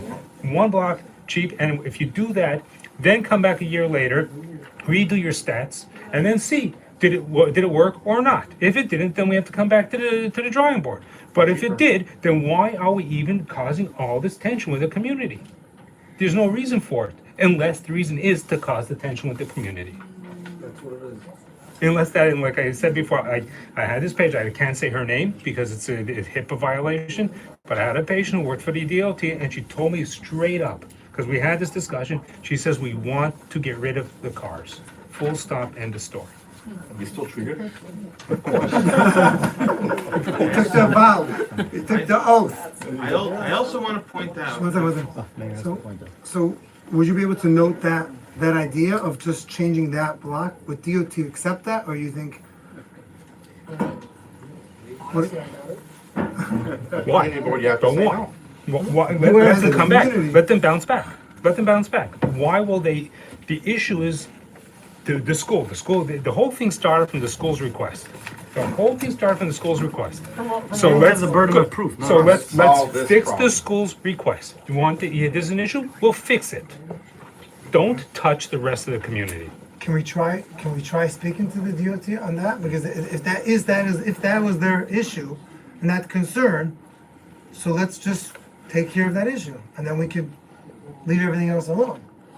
So the thing about this is, I mean, I did simplify it by saying that the Wingate campus schools asked for this, but they are not the only ones DOT spoke to, and they also aren't the only ones DOT, got. Clearly, the DOT didn't speak to any of us. Can they come here? They did. Can they come here? DOT did come here. They were here. The DOT did come here. They came here last month. Yeah. And they did come. I thought September. I've been here a few times. DOT was here. Yeah. They made as if they heard and they didn't care. No, I mean, Last I checked, by the way, Bennett we are spoke, taxpayers. said they're We gonna get back pay. to him, they never did. We are the taxpayers. We are the citizens that live here. The DOT, and with all due respect, you guys as well, all work for the taxpayers. We are the ones that, whatever volunteering. I'm saying appreciate it. No, I'm saying not. What I'm saying is, we should. It's not the Soviet Union that where the state decides this is how it is. We should have a say in how we want our quality of life. The burden of proof is on the government, not the citizenry. Right. And the thing, I mean, so I agree with you, but the main issue about this is that they did provide the proof. They provided their proof. They provided the accident. I remember What he presented was that the proof was that the accidents happened on Empire and Schenectady, Utica, and on Empire and Nostra, New York, not on Brooklyn and Kingston, and not on between Winthrop They and grabbed Rutland. talking points out of the proof to go with their. I don't remember the last time I've seen an accident in that area. I don't. I understand, but I mean, How about we get every single accident report? Let's actually understand what caused the accident before we just say a blanket statement, accidents. There are a lot of accidents happen from other things, okay? If it comes to an Fender accident. bender too Number is an two is accident. just because nowadays, most accidents, you just have to show up at the police department and say, hi, police department, I had an accident, and they write a report for you, you go to insurance. These are not investigated accidents where major stuff happens, where this becomes a decision, multi-million-dollar change in our community that disturbs the community just because, okay? As a community board, I'm gonna say is you guys should come back and say, as a community, we met, and the answer is no, we do not want this in the community. The answer is no, we voted no, it's no, okay? And we've given an idea how to fix up the Wingate issue. And it goes back to this exact. DOT should answer to you guys. they don't. That's the They problem. don't. See, that's the problem. Okay, they can't fix the whole city, but they can voice our opinion and their opinion. But yeah. So then why did we? You're doing a great job. Why did we just wait two hours? I'll be honest with all you guys, but I'll be very blunt. It's a feat that we got all of those changes implemented in the first. We thank you for that. We really No, do. we appreciate it. Yeah, you're welcome, guys. Have a good night. Thank you very much. That's huge. If I tell them again that they gotta like size it down to about an eighth of what they already proposed, they probably wouldn't use it. But why don't they? Why don't they are unelected bureaucrats that are running our city, or are we a democracy? That and we have communities and we have a community board who are representing us as a community. Why don't you as have a voice in that decision? There needs to be political push. Because if they don't. Exactly, based on our feedback, our Because if these elected bureaucrats officials. don't spend this money, they won't get. Exactly, it's all the unions that need the money. People here. Have you ever seen a DOT project with less than 2 people? I've seen one time they had to fill in a pothole, there were 8 people there. You don't need a pothole for 8 people. 3 supervisors, 1 guy standing and flagging. You don't need 8 people to fit in a pothole. Do me a favor.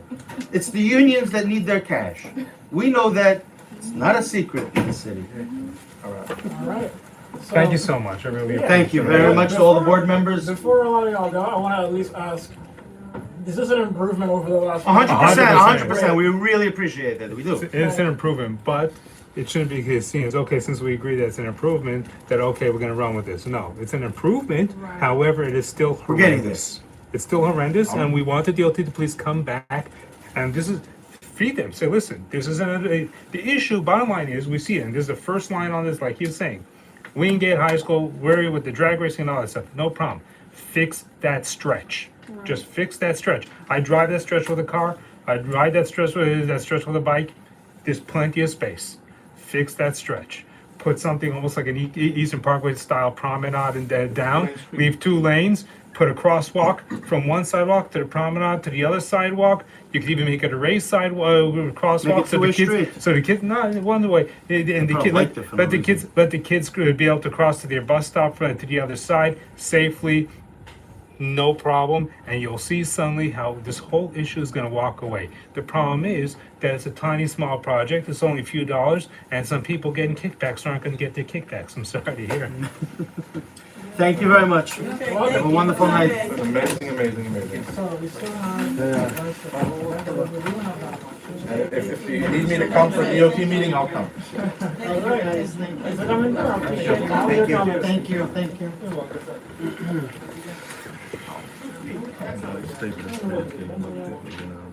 Oh, we also have one more piece of feedback I forgot to read. So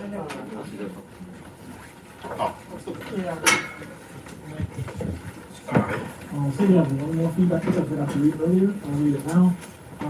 Someone wrote in, I'm writing to express my support for the proposed bike lane. Unfortunately, I'm unavailable to attend the committee meeting tonight. As a member of the religious Jewish community living near Kingston and Lefferts, I understand how dangerous these intersections are due to speeding cars. I find much of the opposition being voiced to be based on unreasonable concerns I cycle daily as well as young children do too. And he asked if you could read this out since you can't from the meeting. This is from Matt. That's noted, but the discussion here is, bike lanes were never the discussion, never the request from the school. This was not the discussion. The school was worried about drag racing on their block. Let's address their block. That is it. Yeah, so that's the thing. There are other schools further up the chain that actually wanted the same thing. So, and the Wanting what, bike lanes? Because their kids bike to school? Not just bike lanes, the entire plan. Because from what DOT has told us, they also do outreach, they put flyers out, they went around to schools in the area. I'm a school principal. Really? I'm a school principal. Where's your school? Nobody came to my school. Where is it? I'm on Albany Avenue, Crown and Albany. Okay, they probably wouldn't have gone as far as that. I can tell you this, obviously, you guys work with some of the schools, and you made changes here, so that's a positive. I'm a parent who had 2 children hit by bikes. So this means a lot to me. When I take my kids to the park, the Prospect Park, the most devastating thing is to have to park in between the street and the bike lane. My kids can't get out of the car. They're sitting petrified of these bikers and electric bikes zipping by over there. I have to get out first, look both ways, try to find an opportunity to let my kids out of the car. It's dangerous. My kids are petrified from it every single time I take them to the park. This is real. Okay, ultimately, this is not about bike lanes, this is about car drag racing, let's address that problem. And I keep hearing that it keeps growing the list, so one school, more schools. I've yet to see names, I've yet to see people who've complained, I've yet to see the issues that they've complained about. No one's presented that, no one said they called and said, this is what happened. How did they know about drag racing at 2 o'clock in the morning? Did this principal say in the school? I live in the neighborhood, I know it goes on at 2 o'clock in the morning. I have to be an ambulance driver, and I happen to service this neighborhood. I know it goes on at 2 o'clock in the morning here, because I get woken up for it, okay?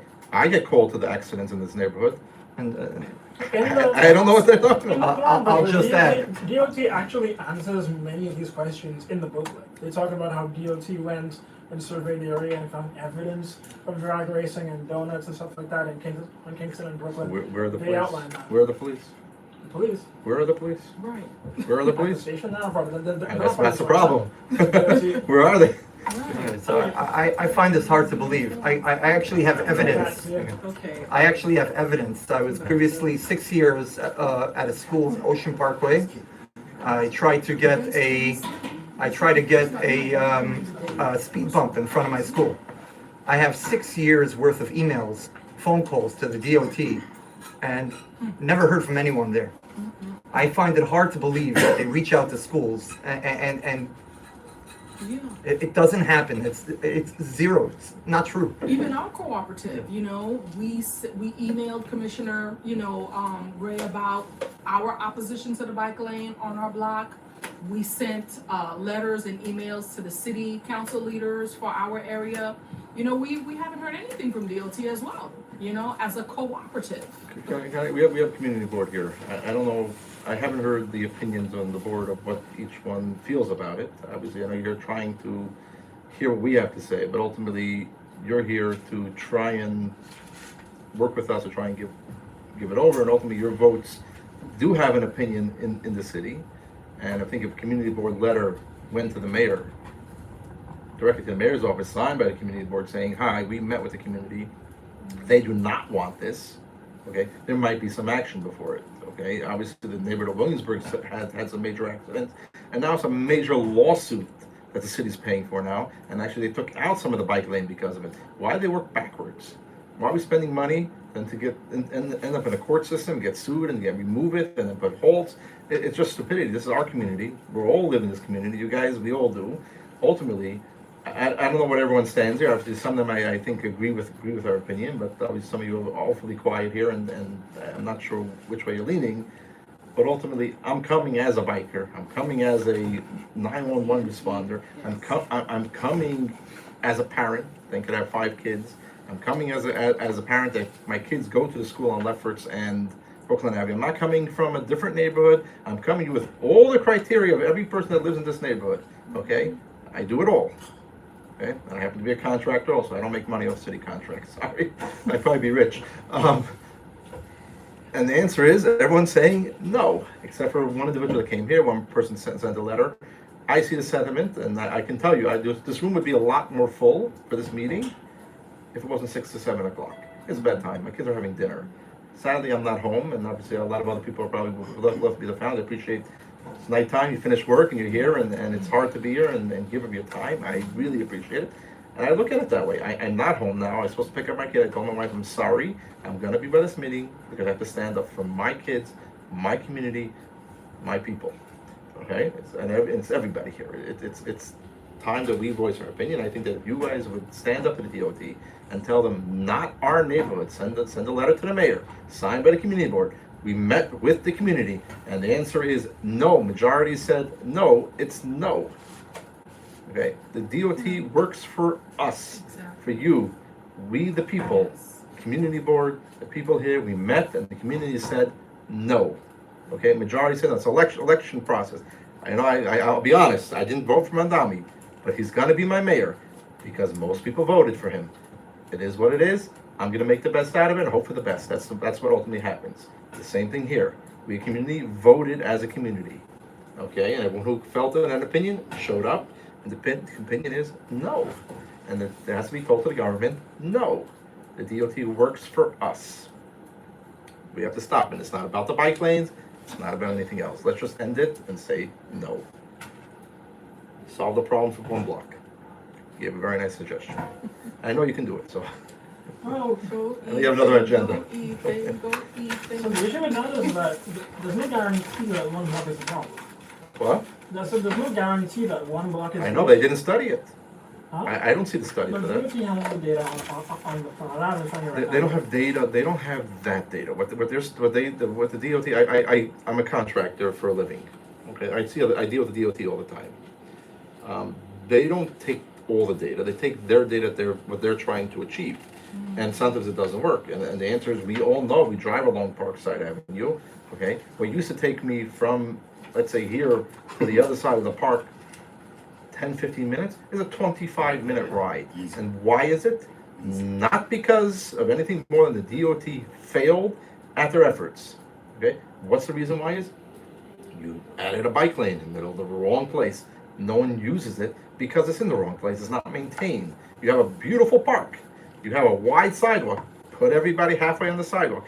And if you notice at the end of the park, they put you back on the sidewalk. So put them on the sidewalk in the first place. The whole thing makes no sense. No one gets back on the sidewalk. It's not even safe for the bike to go. It's brainless stuff that the city does that forces down the throats, and we don't fight it. No, they are connecting it back. Huh? They're building the Ocean Avenue bike lane to connect to. I'm not- the yeah. So it wouldn't go to the sidewalk after that. Where when you get to the Park Circle, it doesn't work. You can't continue.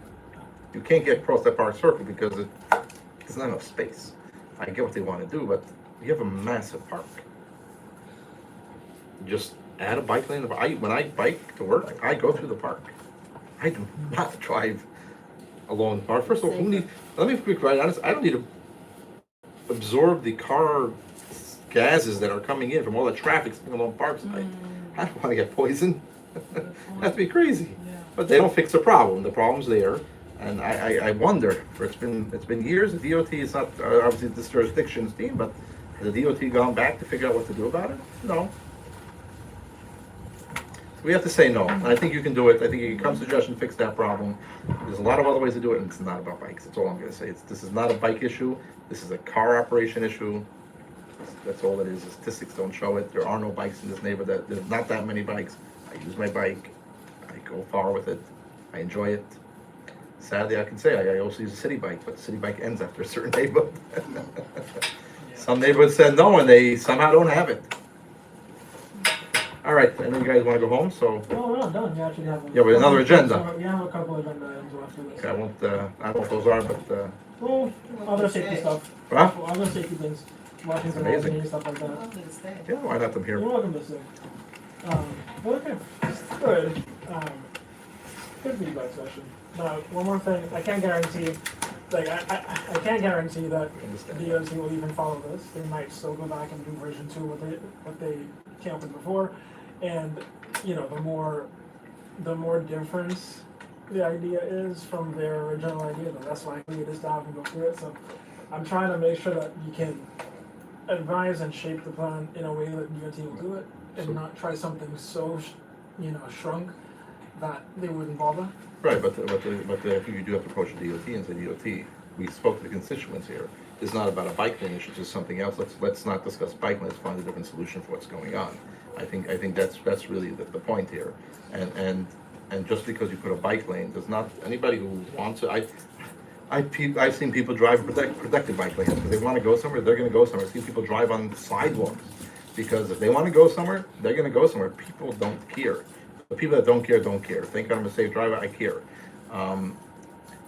I hear your point. What I love to know is, and love to see, is that the community board has issued a letter of opinion saying no from the community, okay? At least that's out there, that was issued, and that's made public to the DOT, made public to the press, made public to the mayor, okay, made public to everybody, that the community board has listened to the community and actually listened and said no to something, and issued a letter that says no. Now, the DOT goes ahead and does something, it's a very different story. I don't complain anymore to the DOT. It's not your problem anymore. It's not anybody else's. What I do know is I can take that piece of information and say, hey, mayor, what's going on here? Hey, court system, we have a community here. The community said no to something. Community board voiced an opinion based off of the community and said no to something. You're going ahead and doing that. That is not democracy. Community board has to have power in the community. You guys step up to a position here, okay? I really feel bad if when you give an opinion, they don't listen to you, then I might as well tell you, quit now, okay? I'm just quite frank with you. I don't get it. It just makes no sense. I respect what you're doing, and I really appreciate it, and I'm humbled by it, and I keep telling myself I should do it one day. Maybe my kids have to get a little older, because I gotta show up at home once in a while. But you hear the point. I think the effort has to be is, yes, ultimately, if the DOT says too bad in your face, then you'll have to negotiate with them. But as long as it was a letter issued from the community board saying otherwise. We did do that for version 1. Well, and we did do that for version 1. And you can do that for version 2. As a part of, well, I mean, I don't want to repeat the same thing and expect a different result.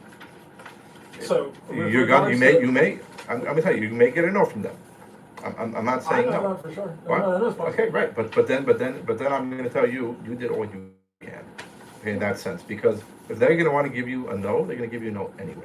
They don't care. As you clearly said, they may go to the original version or version 2, whatever you want to call it. They may go there anyway. If that's where they're going, okay, then honestly, they're disrespecting you fully. I And to understand, me, I understand your point, and I mean, I understand.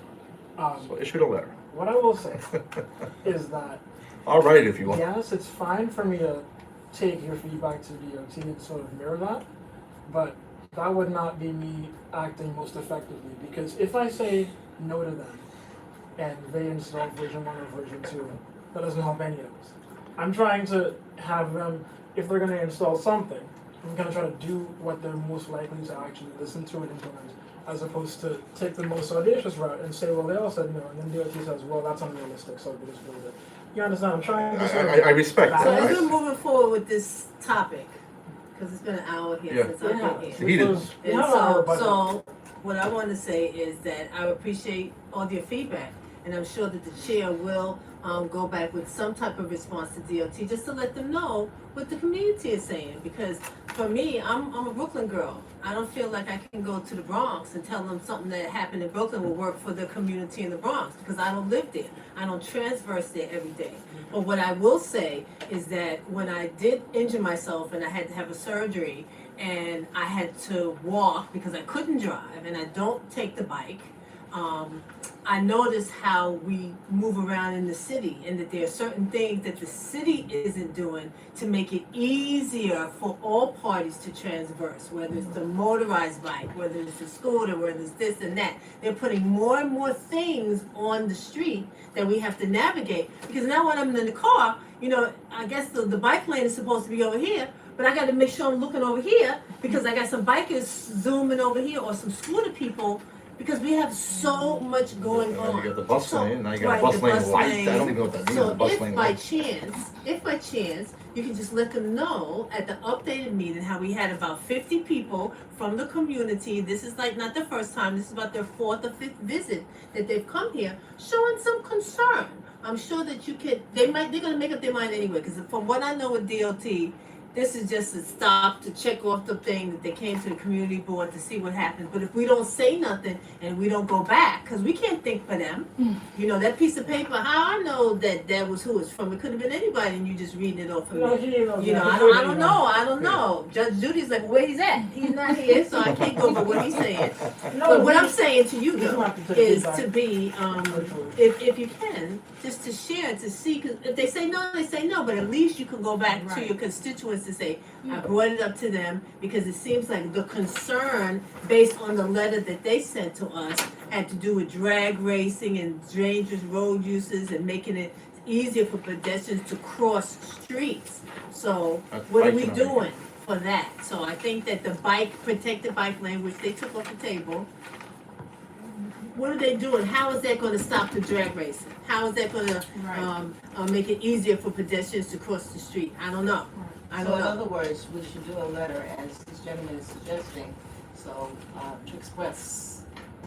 Okay. It's an updated concern. If they say no, they say no, but at least we help our neighbors out to provide updated of what they're saying. If they say no, they say no. If I take that response, and they say no to you, okay, and I take that letter and I send it to the mayor's office and they say, what is this? We're supposed to have a community board system here. Community board's job is to make sure that the community is serviced properly, and they're not being heard. That's a problem. That's a breakdown in the city's system of checks and balances, of control of the city. Okay, and it's unacceptable. And I take that letter and I put that onto the headlines of the New York Post and New York Times, whatever, I don't know, whatever newspapers are out, whatever people like. There's gonna be a change, because it happens. We know that every time somebody gets hurt, all of a sudden there's a new rule. You know, it's just the way it works. And most of the time, when somebody gets hurt in the city of New York, sadly, I don't want to say most of the time, but a lot of the times, it's actually city infrastructure that caused the problem. Okay, every time lately there's some building collapses and things like that happen. They're all city buildings. The people that get penalized are the regular citizens that somehow own a building and are trying to scrap a living together, and they get penalized because the city didn't do their own job. We have Legionnaires thing that goes out of the cooling towers happening in the Bronx, right? Whose buildings was it from? It was from the city buildings. Okay, who got penalized? The private building owners. How does that work?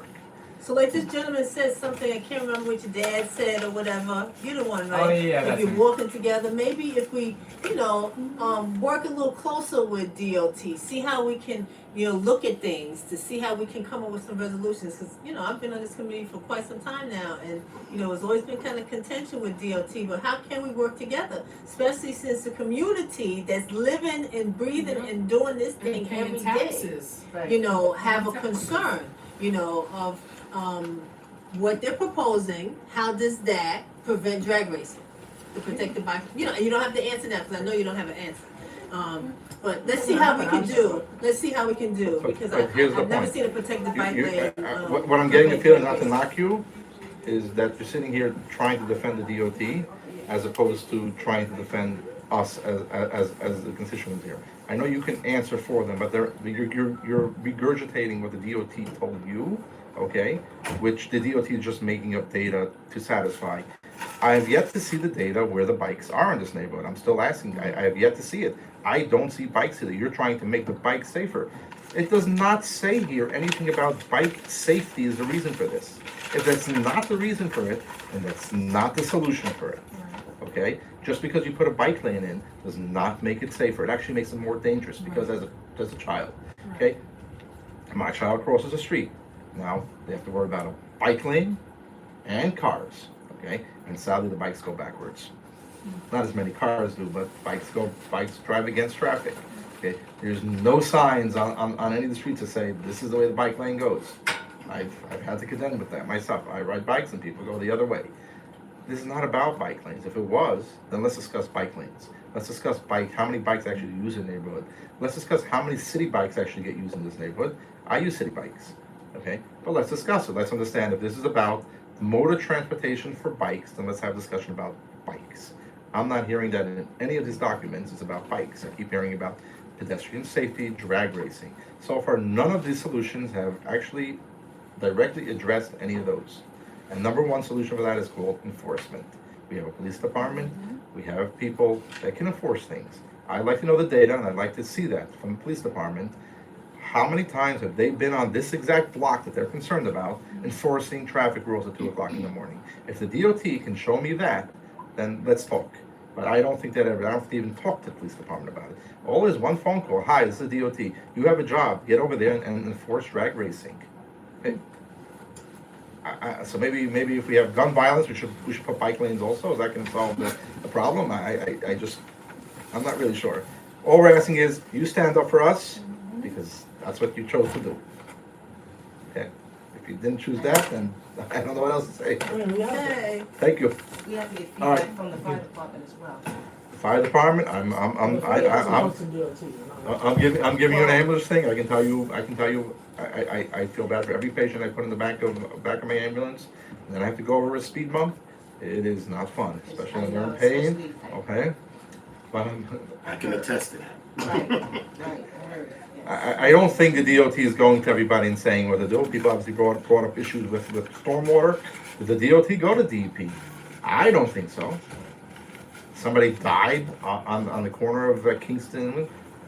Can we explain that? Did anybody? To me, this all stops. All game stops. Somebody died, okay, and not from an accident, from flooding. This whole thing stops. We got to resolve why there's flooding that somebody died from. Okay.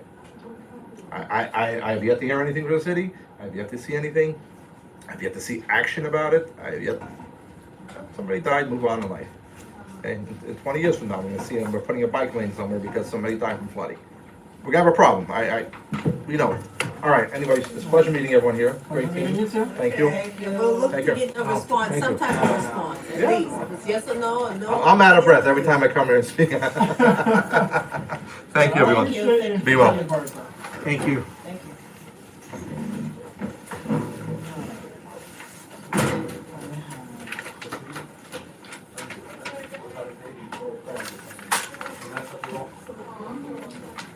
You took your. Yes, I did. Yes,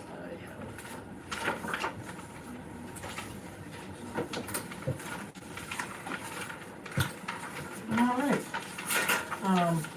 One more item to go tonight is Mr. Washington. I think it's fine visual.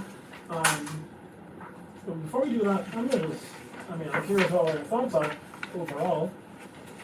We never actually answered the president's question that they wanted you to give your thoughts about the project, which is fine. But I'm gonna try to put up a video and see what you know about that. But if anyone wants to share thoughts about this, feel free. So, this bike lane proposal, first of all, I bike. I like bike lanes. Can't find myself caring that much about this bike lane because it doesn't really go anywhere. I don't see myself using it. But I also feel like we're trying to create more bike lanes for people to use everywhere around the city. Like before I was a biker, I remember when they first installed bike lanes in Manhattan. And I was like, who are these bike lanes for? And, like all bikers are jerks. Like there's only like one bike per like 100 cars. What are we doing this for? And then they installed the bike lanes. Like I would have opposed the bike lanes if they asked me, vote for the bike lanes. I would have said no, like definitely not. Like where is this money coming from? Why are we doing this for like these few bikers? And then I realized that actually the bike lanes were for me. Like before, when it was like super dangerous to bike,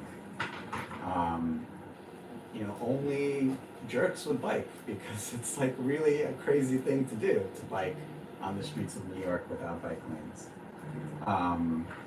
And so it was like really like daredevil type people who were doing this, people who had like no respect for the law. When they added the bike lanes, a lot of other types of people started biking. And so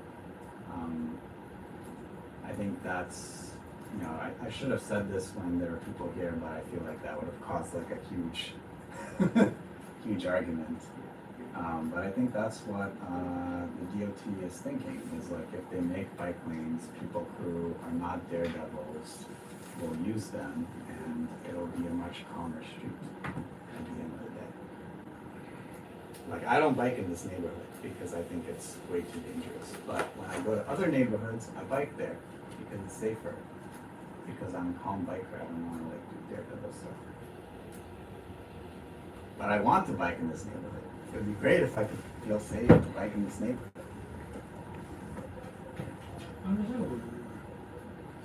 I mean, that's part of how I see it too. I think they're trying to add bike lanes because they want to make it safer for everyone.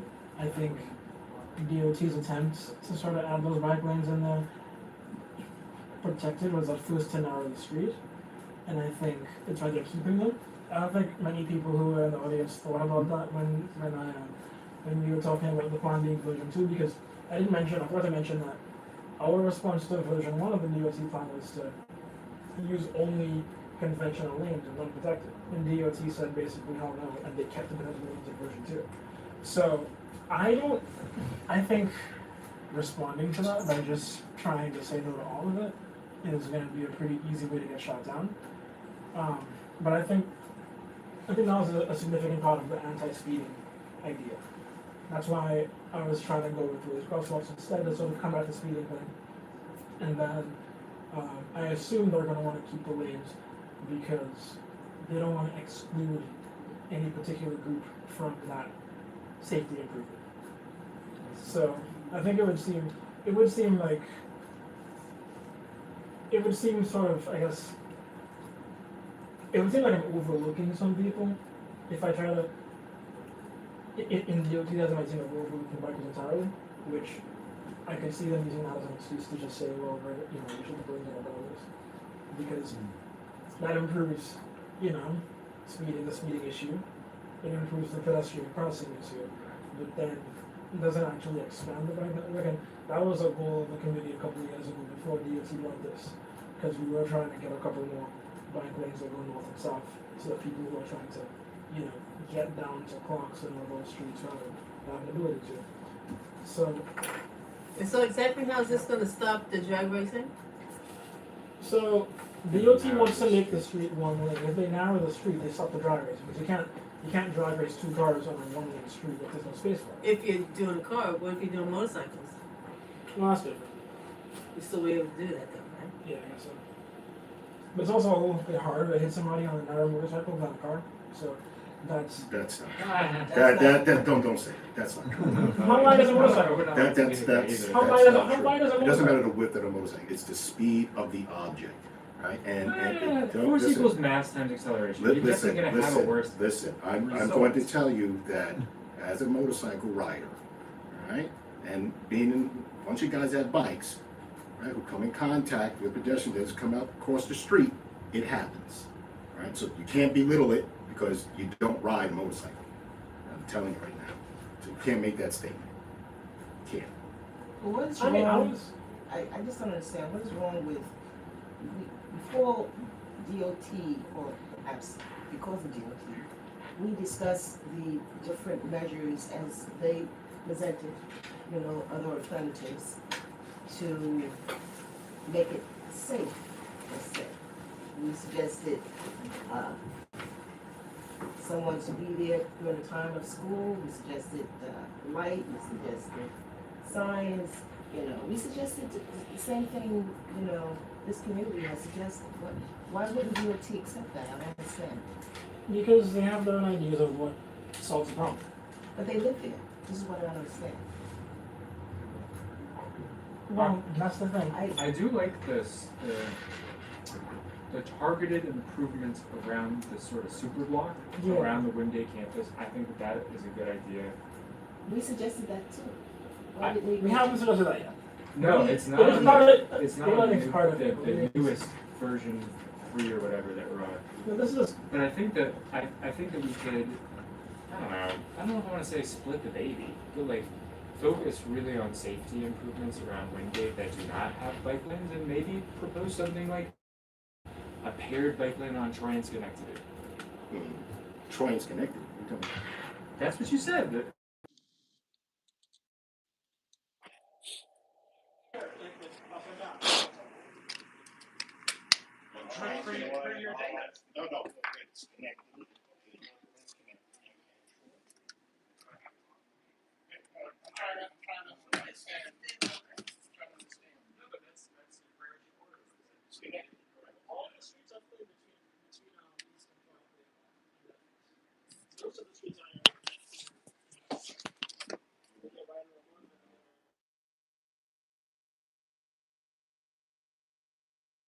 Because you're trying to get speed bumps on there and everything. Yeah. No. And they did put a bike lane there, unprotected bike lane going down, up and down. They did daylighting around Empire too. So they did do that, but one thing that we did try to get speed bumps and we were denied. And the reason why we were denied is because of the driveways, right? Because the driveways do not provide clear access from the speed bumps as per their spec. So they got to be able to turn a car out of somebody's private driveway without. Yeah, getting- so wait, so you got to have a 5-foot clear access on both sides of a speed hump, right? Before you can put it down. You can't have anything there. You can't have a manhole cover. You can't have any underground structure in the driveway. And that's why I read the thing about that guy that wants a speed hump on, what's that, Lefferts? Yeah, Lefferts. Yeah, that's why he can't get it because of the driveways.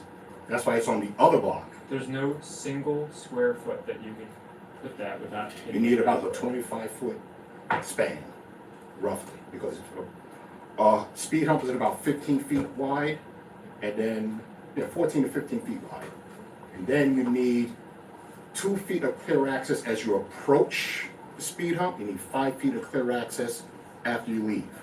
So if he could find, say, roughly 25 feet of space for that, you can put it. Those are, I mean, we're getting off topic. Those are duplexes, each one is 20 feet wide. So duplex 40 feet between driveways. Okay. So it should be doable. Yeah, but you need a 2 foot and a 5 foot, so it's a 15 feet, right? You're 15 feet. Yeah, You got 5 feet and 2 feet. You're not. I will look at the math and Yeah. look at the regs, but like, I don't think that's the issue. We've also got. I can listen. I can tell you right now because I had to destroy one and put it back, and that's what I was commanded to do by the DOT on a protected street. They also, to update their guidance every few years too. I You just don't looked know at it, what I the looked at it answer before I came to this meeting. Bring it. It's the same. You can look at it, DOT. Anyway. It's right there, you can look it up. It's right there on their website. Just pull it up. Common Device DOT, you got the computer. Can you send me the Okay. link Huh? so it's quicker? Just put it, give me a computer. Give me your computer. I'll put you right there with it.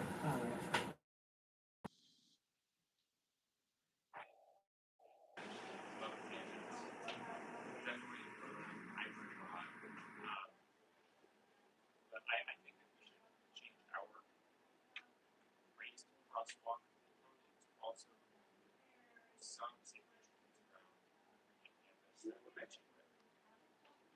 Even if they were just like, that's not what they're asking for. Saying to avoid any change north of So if we have like 50, 60 people showing up saying they don't want it, then isn't it important for us to represent that? Because if you're saying you don't want it, but north of Rutland, then south of Rutland and on Brooklyn, you have the lady here with the whole co-op board, they said they don't want it. I don't know if they want anything. They're just willing to say, we'll concede this area in front of the school.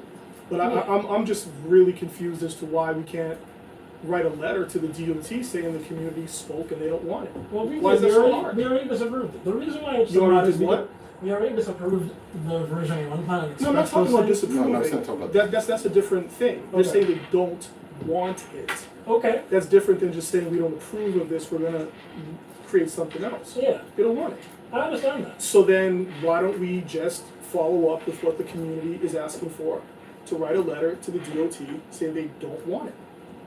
I mean, we can do that. But Okay, we still so have, I think that's what we should do. we still have to answer it a different way by actually. Why do we have to answer in any way different than just saying they don't want it? Because what that results in is getting version 1 or version 2 results. Okay, and then they said they're willing to follow up with the mayor's office if that is the case. Okay, but So you then see- that.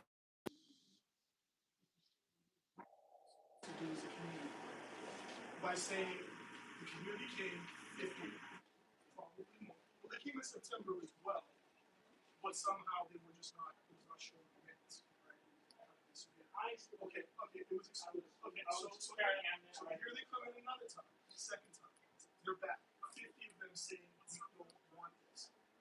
And they asked us, can we write a letter detailing our position to the DOT? Because they want to see that we try, right? We've done everything that we can do. If we're gonna go back to version 1, which is kind of the thing you keep saying, Or then, two. okay, or 2, they'll go to the mayor's office and they'll fight it. That's what they're saying. Okay. So why don't we do what we're supposed to do as a community board and write a letter saying we don't want it? I'm not saying that we can't. Okay, I know we can. Why don't? I mean, if you want to move for that, you can move for that. Yeah, I mean, of course I do, because I heard 50 people today saying that they didn't want it. Yeah. So, I mean, obviously you want to push for what you want, but there's 50 people over here saying they don't want it. I understand that there's. Okay, so let's not stand in the way of the community Well, and I do what the appreciate community being wants. able to finish a point, Christian. Thank you. First things first. We've heard you all It night. is not- It's my first time talking. I'm sorry I spoke for 2 minutes. If you can just do a point by point, that's fine. I'm not. I guess I'm not going to talk. Well, I'm just saying we heard plenty from you tonight. I was answering. Oh yeah. Okay. Okay. I'm just saying. I was listening, but you were rebutting, right? Okay. Appreciate that. It wasn't rebutting. I was Okay. answering certain questions. Sure. I was giving clarity. Okay. All right. All I'm saying is DOT's seeming behavior is that they're gonna do what they think is best for safety. We can, of course, respond by saying the community doesn't want it, but wanting something is not, from what I've seen, a big chunk of DOT's considerations. They seem to look out for safety and what they deem is best, and not so much what residents in an area want. They're not necessarily the neighborhood outlet that installs for people want to ask for. And we've seen that all night, from denied requests to all kinds of different things. So my goal is to try to make sure that yes, people get what's close as close as possible to what they want, but also to not try to get shut down by DOT. I have nothing against saying that they don't want this. I can say that. I have before. Okay, they don't want it, and they made it very clear twice to us they don't want it. Okay. So if you're trying to mold this into something that is somewhat doable or scaling it down this way or that way, that's not what they're asking for. They're saying they don't want this. So what I'm just trying to figure out is why do you keep pushing for something else or something in the middle or some kind of version of the plan just so we can get something through when they're saying they don't want it? Because safety still matters. Okay, well, they're the ones in the community and they're saying they don't want it. Safety matters to them too. Maybe in a different way than what it means to you, but they have their own ideas of safety and they expressed that today. It seems that their concern today, and they made it clear, is that Again, that they want to know why this bike lane or how this bike lane is going to prevent drag racing, dangerous road usage, and make it easier for pedestrians to cross the street. This is what they're saying. So if they can explain that, because that's to me the connection that they brought today, that the bike lane, not that they don't want a bike lane because it's a bike lane, but how is this bike lane going to prevent drag racing, dangerous road uses, and make it easier for pedestrians to cross the street? How is that gonna, when you put the protected bike lane and the bicyclists come through, how does that, because I've been downtown Brooklyn on, what's that, Livingston Street, and the way they have it with the bike lanes and everything, you know, I had to like, because here comes a biker, because they don't slow down when they get to the corner, some, not all. And I'm noticing that there's more on the electric bikes, that they're not really slowing down and stuff, so. But anyway, that's what I'm just bringing out. If we can just make a little point that this is what they brought up, if we can give us some clarity, or, you know, so at least it showed that we did do it. If they say no, or go sit down and leave us alone, then fine. But at least that we can say that we did ask, and for them to provide data, because they also wanted data, like how many accidents actually did happen there recently, because if they're using data from 2019, I guess that's before the pandemic and stuff, and things have changed since the pandemic. It's You know, we got photos. more cars and different things on the street now than it was before, you know? So that's what I'm gathering. They brought up a particular concern, and I feel that we should be able just to, you know, write a little note. and I also heard that they don't want parking removed. I mean, at one point it was like 54, then now it's down to 20, Yeah, you know. we got that. Right. That was So that I heard as well, because parking is essential. You know, just like bike lanes, parking is essential, it really is. So you're saying bike lanes are essential as well as parking? You have your bike marks that's indicated, you know, because we wanted to, you know, the P's and make sure everyone is safe, right? But to remove parking spaces, for what reason, I'm trying to understand. Because they don't want that either. Well, that was for daylighting. Some of them actually proposed that. I forgot his name, but one guy suggested they sort of like expand the sidewalk near the schools so that the children have an easier place to be and cross the street from. That's daylighting. And that is what removes parking spaces. When they extend the curb a bit and essentially remove parking spaces to provide them with a safe space for pedestrians to stand in Well, and you know, walk in. pedestrians stand in the street anyway. So the more space you give them, the more they stand out. Well, That's pedestrians, what I noticed. I stand in the street because I cannot see past the giant cars that are parked all the way to the corner and in the crosswalk. If we can make that safer for adults and for kids, I think that's a measurable step towards improvement. I guess if we wait for the light to change and to turn, because I noticed on Washington Avenue, this is just on, These that's streets going don't have towards, lights. We've going talked about towards, this. I'm just making this as an example. I'm noticing when I'm going up Washington Avenue, going south, which way is Verrazano? Is that north? Well, like say if I'm going It's either way. towards Empire Boulevard, I noticed that the people, this is a behavior thing. Yes. They're not like really waiting for the lights. Okay, They're coming okay. outside and they're That's- walking that's out my- into the my middle of the point. street. East New York and New York have stop signs. Some of these do not have signs or lights. You have to look. You have to enter the street and go, am I going to get hit before you go? Because there are no lighted intersections. This is something we've brought up, and I'm tired of it. Like, we keep bringing this up, that the fears about safety or whatever, this boogeyman that the DOT is coming to take your car away. Like, the point of this plan is not to change life north of Lefferts or Empire. It's that focusing on the school block. And you're saying that there are no lights and things now, well, is that a step to implement as a part of the safety, conglomerate of different things that we're doing to ensure that we have these things? It So was- they're saying it no. was in the But this goes That's back one to of the what things. I was saying with regards to, It was- right, the highest, what should be addressed are the corridors that have the highest risk factor, right? And that's what should be addressed. You guys talking about something there that's not even on the list. I don't think DOT's funded. Not Brooklyn. Kingston is. And Kingston is, And that's not where, Brooklyn. that's and where not they Winthrop. talked about doing pedestrian safety improvements. Okay, but what about Brooklyn Avenue? And what about Winthrop Street? I mean, Are they- Rutland What about is Washington also. Avenue?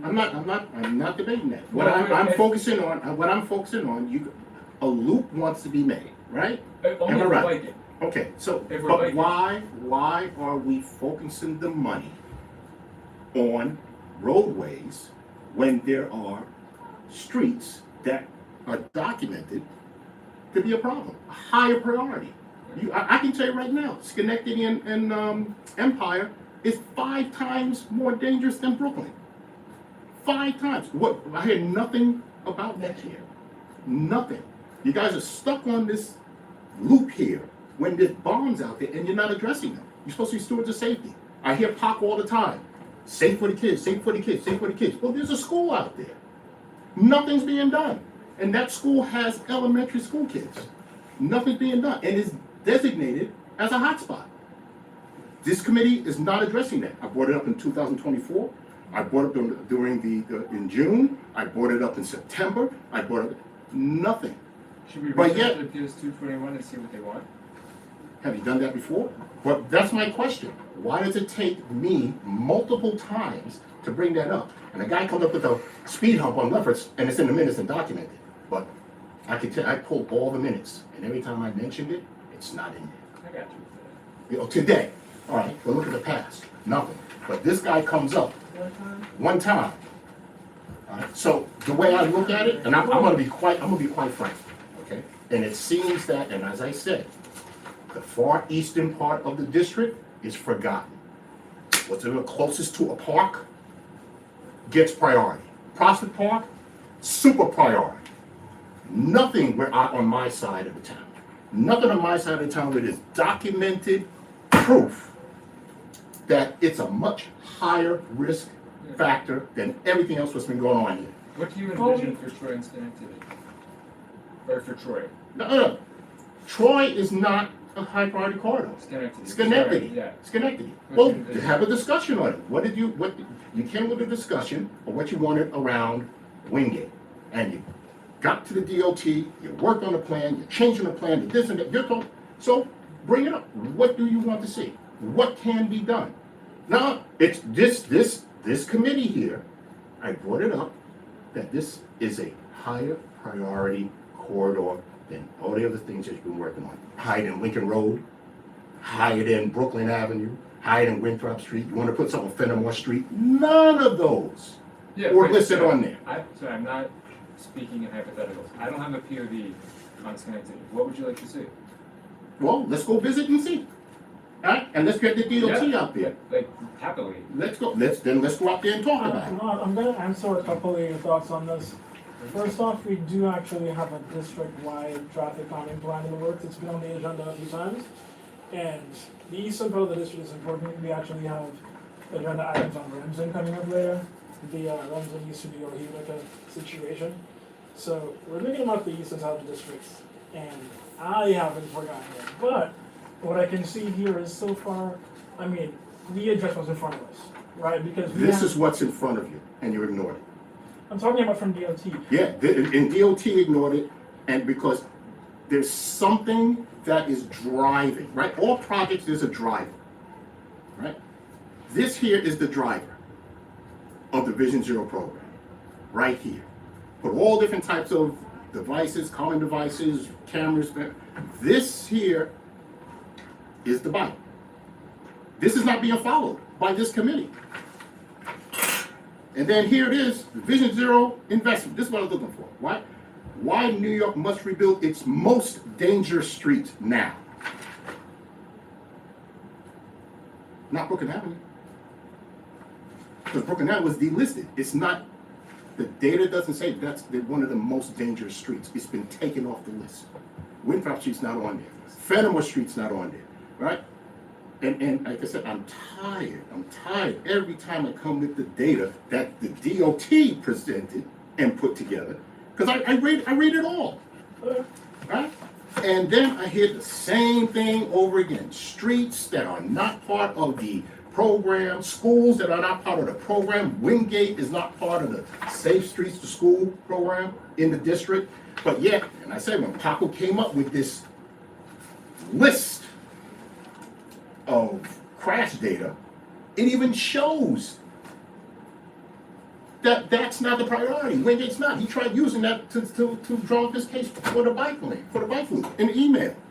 Okay. All right. So you guys got to turn. That's why I say you got to talk to this DOT lady and find out how. And because I don't understand it. As a project manager myself, or former, I should say, I don't understand what is the driver for Wingate and not the others based on data. And I will keep harping on this until I get an answer. Because no one's answering it. And I've been on since 2024. A year later, still don't have an answer. Okay, good. Okay. I don't control you his prioritization. I know you're saying we should ask them. We have. No, she said she would get back to me. It's not the right, and she didn't. Okay, well, we'll put some more pressure there and see what happens. But what I'm also saying is, I'm going to caution you from. I'm listening. Let me phrase it. I got big shoulders. Go ahead. I'll phrase You're it. going to caution me. Okay, go ahead. I'm listening.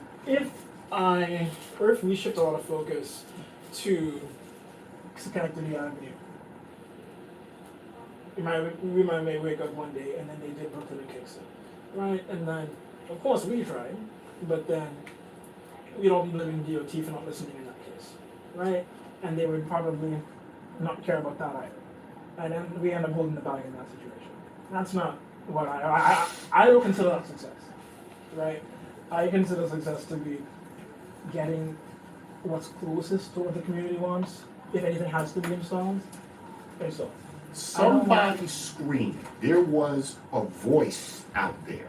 And somebody brought this project to the top of the flagpole. Somebody did. Because if you're not going to follow the data, then what was the driver that took it away from Schenectady, took it away from the other corridors that are there, right? That put the focus on that. And it's a hardcore focus. So that means either it's data or someone is saying, no, put it here, irregardless of the data. And that's why I'm asking, how did this get to the top of the flagpole? And it goes back to that. No one can answer it. And there's an answer out there. There's a driver that's out there. Why the money's not being put here where it's needed, as per this documentation, okay? And you have this corridor here, and a person was hit, and it's a high priority corridor. It's a school zone where kids go to school. It's blocking that from the school. PS 221, and there's the other school, Mahalia Jackson, but that's not on the list. But PS 221. Nothing. Okay. And it's here. I mean, I'm not against anyone moving to study Schenectady or any of those high priority projects. Yeah, let's do On the east side of the Because district. let me tell you something. My neighborhood, all right, detests CB9. No, let's do it. Let's do it. No, I'm gonna tell you right now. I'm gonna tell you right now. No. I'm gonna tell you right now. Fine, do it. Because that's what my neighborhood wants. All right? Because they have been ignored That's what I want. for years. All right? And now it takes this to get it done. So now you guys got a lot of work to do to gain their confidence. Because I'm gonna tell you, you don't want to hear what they say about you guys. And I'm not gonna repeat it, especially on live TV. That's Right? fair. But you guys have lost the confidence on that side of the district. I'm telling you right now, you've lost the confidence because they've been ignored. And they're watching everything that you're doing around streets that's not on this list. And I shared this list with them, and they say the same thing. Well, why aren't they doing it over here? Okay. No, good point. Okay, let's do Okay. it. I need to leave soon. Go ahead. Yeah, you good. You can move. Let me move Yeah, on. let's move Yeah. to study Connectivity, what else? It's the whole corridor that has to be. In other words, what I'm saying is this here: follow the data. Okay? Read the reports, and that should guide you. Not just pick, hey, let's follow this. But follow the data. Look at the data. Look at the accidents. Okay? And then come up with a plan to address them. Fair enough. We didn't even remember that? Yeah, sure. Okay. 90 seconds? What, can somebody read out the motion, Jimmy, sorry? Yeah, things are moving for us to request traffic studies. Yeah. Or at least, yeah, to refocus on traffic studies for Schenectady, Troy, and the streets in the eastern side of Yeah. Michigan. And to physically go out there to see. Well, Yeah. I don't. Well, listen, just make that motion. The physically can come afterwards. Yeah. We put this motion on, Yeah. and then we come up with it. Right. Do we have any seconds for that? Yes, sir. I don't I don't want to go there. I don't want to go there. I don't want to go there. That's not for this meeting. That's not for this Alright, so I think about Felice, do we have any against the motion to study Schenectady? I'm against it. Yeah, the eastern streets? Okay. Now open for Why or discussion. just? I mean, you can say whatever you No, want. I just don't require- want, I just don't want their neighborhood to get bus lane, bike lane, city biked, traffic cameras, speed cameras, pots, boulders. I just worry about that type of solution, coming to their neighborhood. Can I ask you about that? Yeah. I'm a little surprised that someone came and said that, you know, a neighborhood would like some traffic calming changes, Mhm. and apparently, you know, is annoyed at us for not doing that yet, Mhm. and you still decide to further say Yeah. that. You're surprised by that? I'm surprised, Okay. a little bit. I'm curious what would make you want to propose Well, I somebody saying that I neighborhood. explain that, is that I don't know that the solutions that are gonna be offered will meet the actual needs of the community. So we shouldn't do anything? Well, the question was, why? We have Okay, so constituents from the community bringing it up to we have one person from the community bringing it up. Alright, Rod, you don't count anymore. Who said he doesn't count? I don't think he's saying that. Yeah, he doesn't even think I'm saying that. No, I know where he's getting. I know where he's going. Well, what he's going is he's sort of like an agent of chaos. But Okay, so- what I'm saying here is that with me, if we had very specific ideas to calm traffic, I would be okay with that. Okay. But the way that things seem to be happening is it could potentially become overkill and be too much. Their whatever their anecdote for this might be, we just want to shut it down and have open streets and block things off. That's what could happen. Well, we're not requesting a So- DOT study. No, I know that, but that's where it could ultimately lead. So I worry about that kind of stuff. It's, So I hear you. it's going to be too extreme. I hear you. So then we should ask if we specify exactly what you're looking for. Well, And I that mean, will probably help. So I am not a DOT engineer, first of all, okay? What I am, I'm a person in the community who has noticed that there is speeding that goes on there in a high-risk area, high-risk corridor, right, where there's a school that's here. So the question is that this should be looked at, right, as part of this here, and come up with some suggestions, right, on how to make this safer and not make it that intrusive. I understand what you're saying. Thank you. I understand. Not that intrusive, right? So it won't be that intrusive to the community. I understand what he's saying, and that's fair. I understand. I heard what you And said. that's all. I have some people who try to turn this into something that it's not. But it's a genuine concern. I know what you're saying too. You're saying that you don't want the streets to get overkilled with, like, let's say, bus and bike lanes. Right. And They could put excessive flower things. pots right in the middle of it. They could do all kinds of different things to calm the Right. traffic. And that's why I say. But I don't want it to go to that level. I understand what you're saying, but what I'm also saying is, like, we're not asking DOT to do whatever they want with it. We are more saying we are going to launch some studies on this ourselves. and see what's going I on. understand that, Ethan. Every journey starts with one step, right? And this is the first step towards what ultimately might be something that him or people in the community say, whoa, this is too much. So that's why I'm opposing it. But you guys still have enough votes to put it through. So, yeah, the motion does carry. Sure, Yeah, yeah, I'm just saying. and that's fine. Well, I understand what he's saying. I get it. I get what he's saying. So it's not intrusive. Okay, so But then you that guys should just be vote on the writing. motion and. That But should be we- in writing then. I understand what you're saying. I don't know if we have the manpower to do like a thorough analysis of several corridors. We are not the DOT. We don't have the engineering expertise. And like, I know that you've got the data, but like, it takes DOT even to do a half-assed corridor analysis, 18 months. Okay, You we know, can wait. If you guys are gonna put it forward, we can wait. but We can wait. Also, a lot of our plans come from us you actually know, just yeah, looking at like, the do area. you have anything that you and your neighbors visualize for the future of your streets? Like, help We can us make give that us something. estimate. So what they're saying, they want something that will make it safer for the kids going to school, okay? And they want the traffic to slow down, because what happens when they come down, you're familiar with that. When they come down Schenectady, hit Empire, and they keep on going, Yeah, okay? I know. Because they try to beat those two lights at Empire and, It's like four, thing. you let's go straight down from Yeah, the Parkway boom, too. boom, boom. So what they're looking for is something to address, you know, the speed. And also further up the block too. All right. So, and look, have them look at it, right? And what I'm saying here for the future is that what this committee should do is follow the data, right? And don't superimpose the data with another criteria to try to bolster a position. Okay? Because that doesn't work. You have $4.2 billion. You guys are gonna blow that budget out the woodworks. You're only spending $260 million a year for a whole entire city. So you guys, you have to make sure the money is spent prudently as stewards of safety. All right. Did everybody else vote? Do you have any opposition to that so far? We have that wrong from Cam. Do you have anyone else opposed to that motion? As long as it's explained in detail as Mr. Herbert had placed it, so that it would cover also within this, what he said. Okay. That was his concern. Yeah, so focus on speeding, school safety, and access, but come up with suggestions that are minimally intrusive and then present those findings to the community. Is Well, that fair?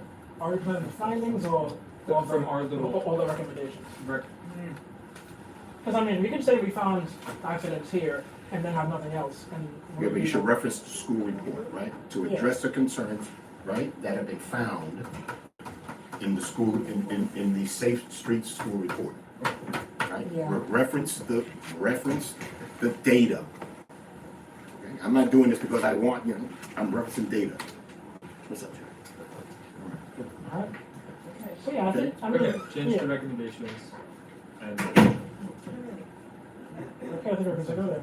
So the last thing that we need to do before that, before well, do we have adjourning. any other motion, any other actions for Brooklyn Kingston?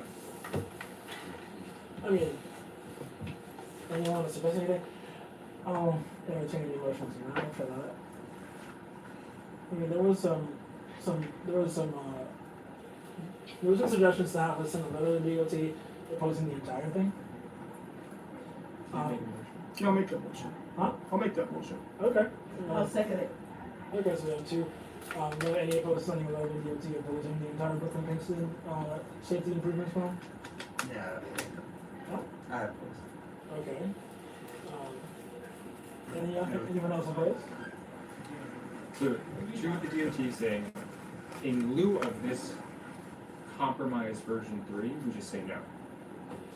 No, it's not that we're saying no, it's that Well, the we're saying no. community at large that came, it's gonna impact. Aren't they the ones that are really saying no? The community, So- the community stated, The community board, I don't wanna say. that the residents, I don't wanna send a no vote from the community board and then also send a version 3, because that sends a mixed message. Do you know what I It mean? does seem mixed. So if we do that, that'll go to exec and they'll decide how to send it, send the letter out or not. And I mean, that's fine. But yeah, Because I guess again, the concern again is not, I don't think that they don't say want the bike lane. Is that how does the bike lane correct the causes of, I guess, these accidents that are happening in the area?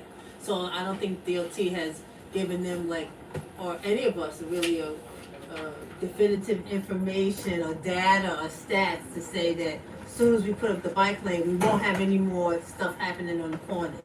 Because most of the accidents is seen on the corners, so that's what I was hearing. I'm not so much that they don't want it or we don't want it. we don't want it because you haven't proven to us that by implementing this, it's going to reduce these things or prevent drag racing and whatever. As opposed to, we just don't want it because we don't want it. You haven't clarified why, just implementing that, makes it better. I think that's a reasonable question to ask, why have a bike lane if you're trying to, get pedestrian safety improvements? On the corners. Yeah, I think I know the answer, but they never explained it to me. So I don't know if my answer is what their answer is.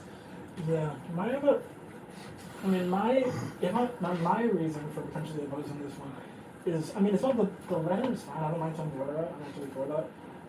Is just, for one, it could be a bit of a mismatch with DOT if we try to send out, a different,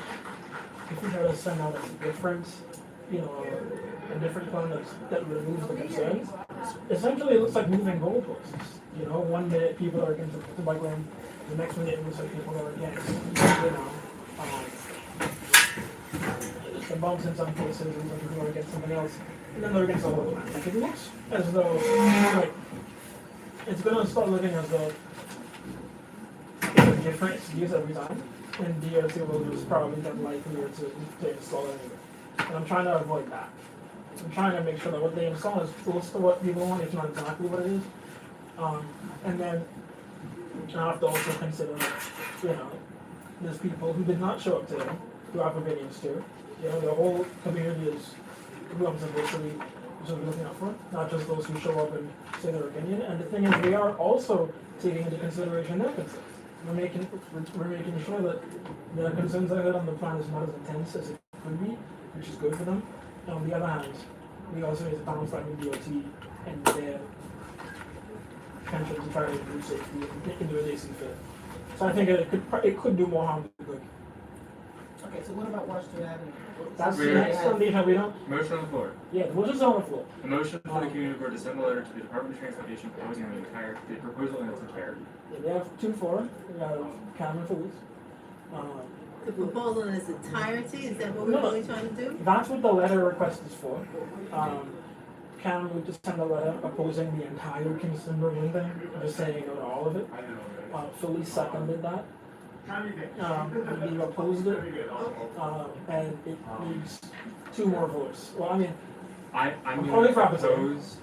I oppose, and I think that we should send a modified thing. I think it's still more important to work with DOT than just saying no.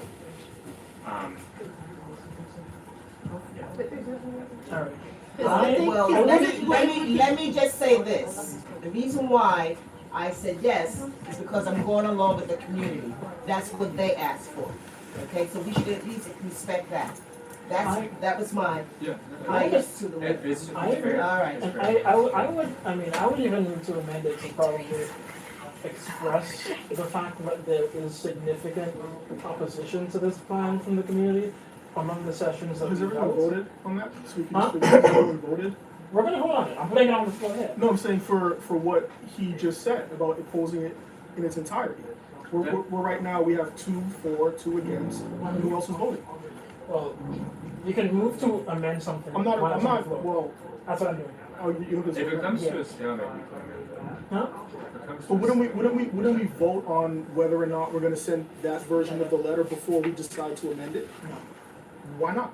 Because when someone makes a motion, before that motion. If it's an amended, then I'm gonna withdraw the motion. That's not You're what gonna get a chance to vote on the amendment right here. I'm just making the amendment, and if that passes, then. So I vote, you amend, and then I vote a second time? Yes, that is how Robert's rules works. So at this time, I am going to make an amendment to express the community's position. To include, didn't they, were kind of pleased that they scaled it down a little bit, but still, they had concerns.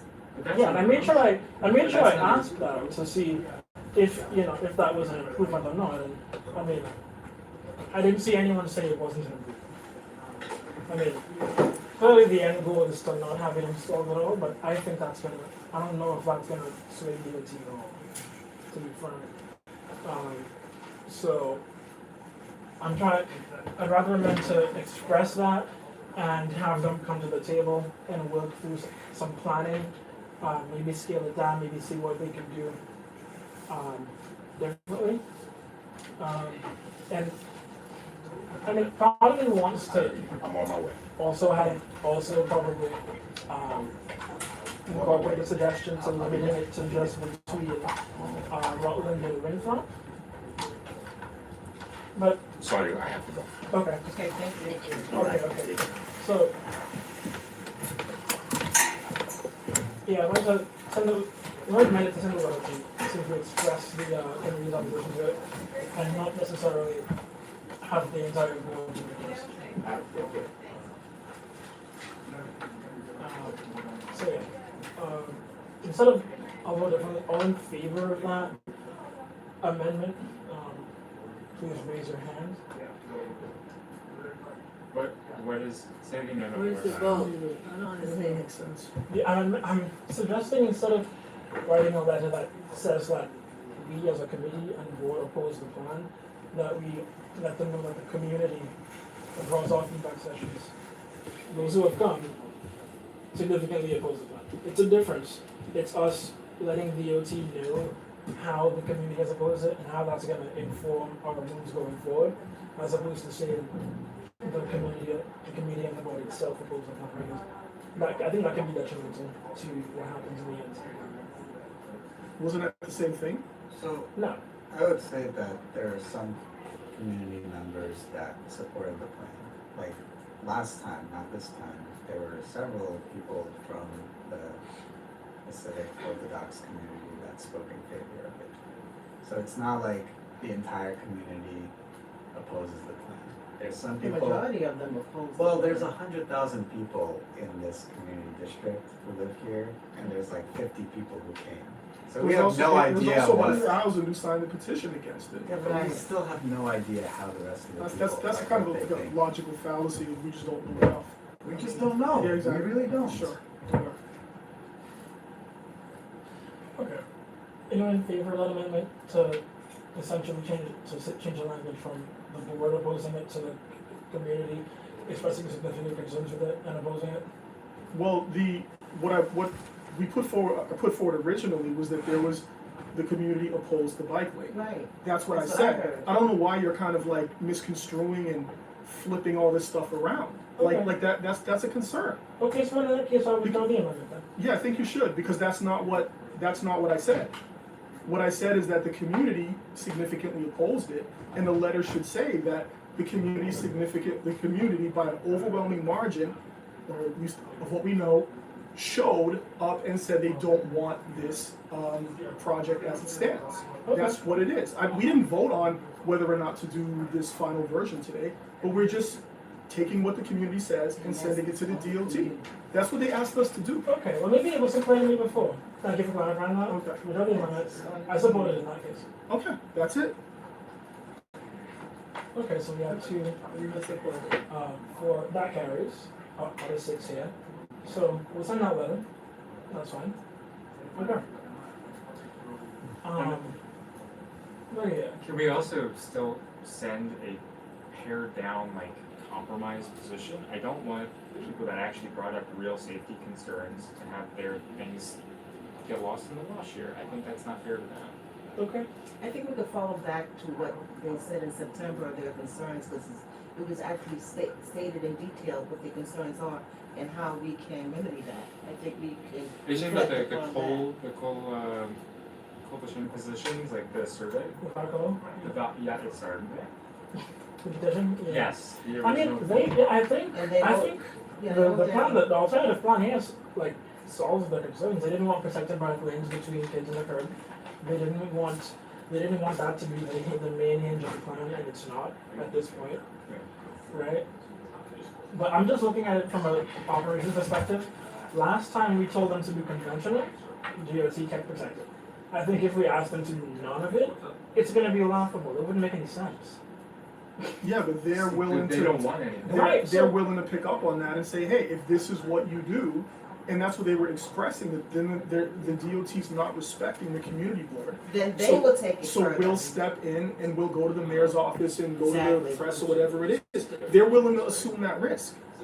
So that's what it is. I mean, you keep trying to insert the community board into this to kind of water it down and get something through. That's not what they're saying, though. They're saying, we'll take this. If you say no, fine. The community board spoke for us, and now we'll step in and take it from here. Okay, well, with that said,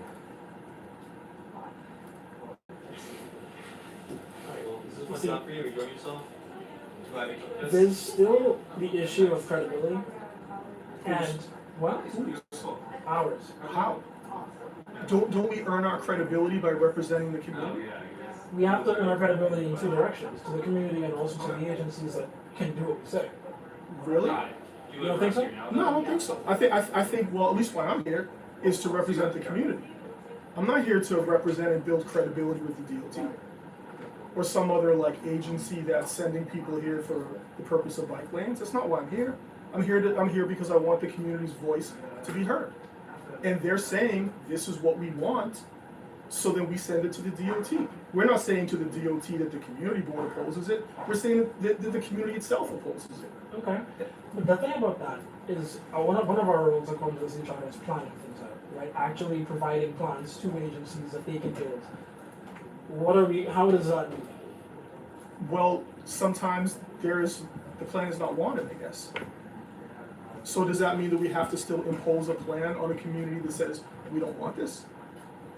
They said they didn't want bike lanes, and I think that that's been very clear since the first full board vote on this more than a year ago.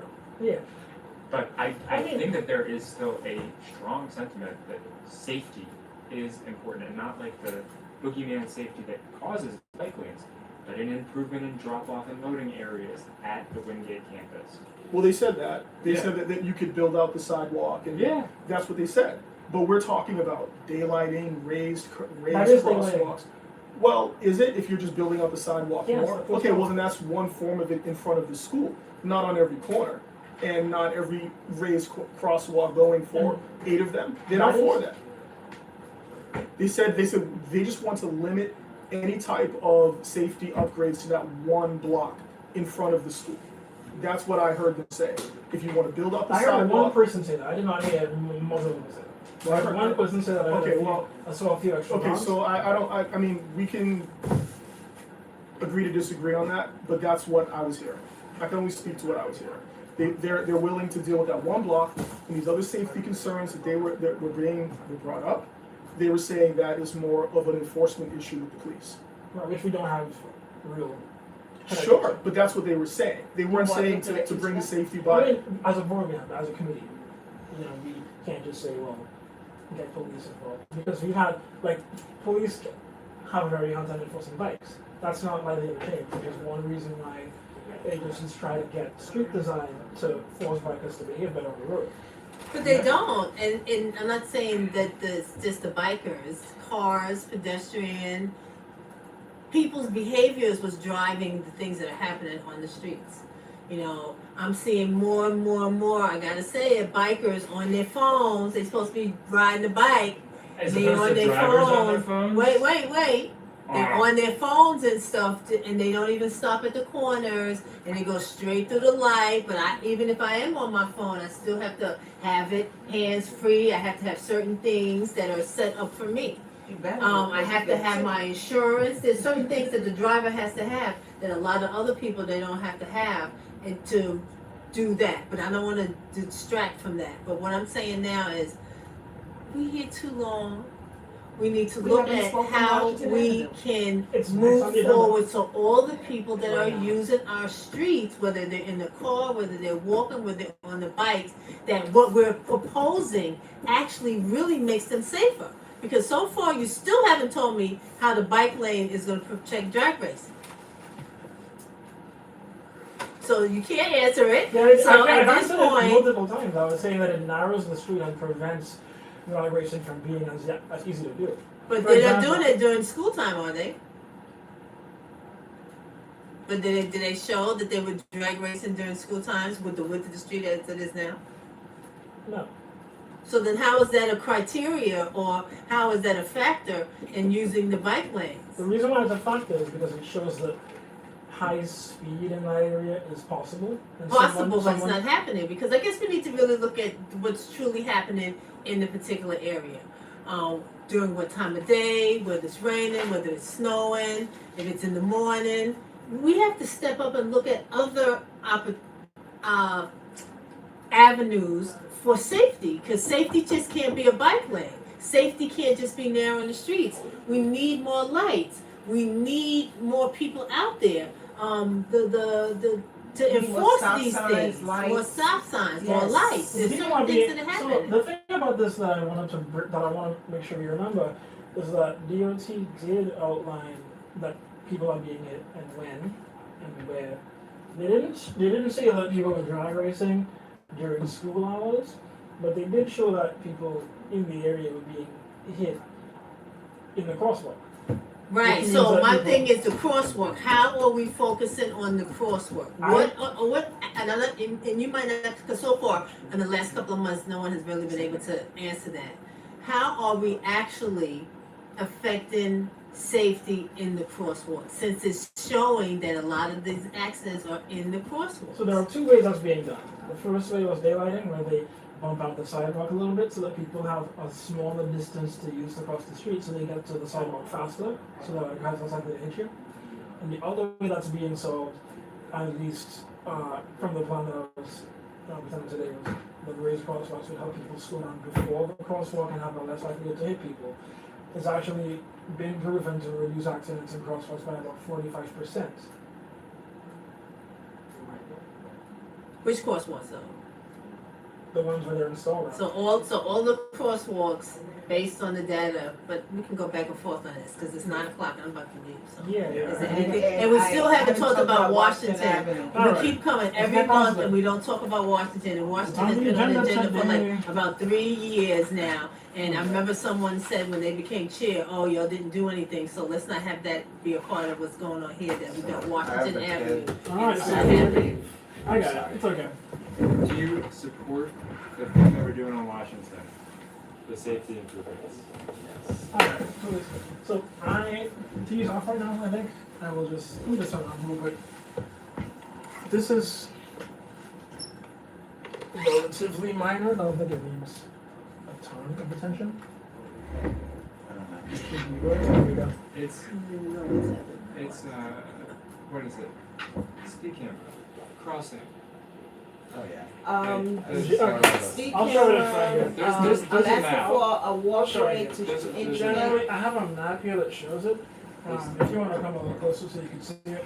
I have a map that shows the entry. We made this on Google Earth a little while ago, but kind of like combined. Because the issue is that we've done a lot with Washington Avenue, DOT hasn't responded. So my goal is to make it easier for them to respond about this stuff. But why wouldn't they respond? This impacts our violence. I don't know, but we're gonna try to see what we can do. So for Washington Avenue, there's a speed camera located, but what you're asking for is between at Montgomery, right? This is Montgomery where we're asking for 2 crosswalks where they're currently none. This one right here. Oh, right? yeah. And Because this one bus right stops here. right there, here as well. Yeah. And that's it. Right. And then put a slow down sign A below. stop sign here, right? Yes, We'll that's it. change that Something to a- simple. I Yeah, understand. and DOT has that. It's called an enhanced crossing where they put a crossing, they put the yield sign or the fluorescent yellow Right, crossing and you crossing sign. Yes, you see someone walking by, yeah. Okay, so we will, there's one more place where there can be a private crosswalk up here, I think, at Crown. There isn't one here, it's very close to the garden entrance, which is right up here. So this is up there, someone can speed through because there isn't a crosswalk. Okay. This is by PS K753. I believe this is Crown. I think it is. I think it's Crown.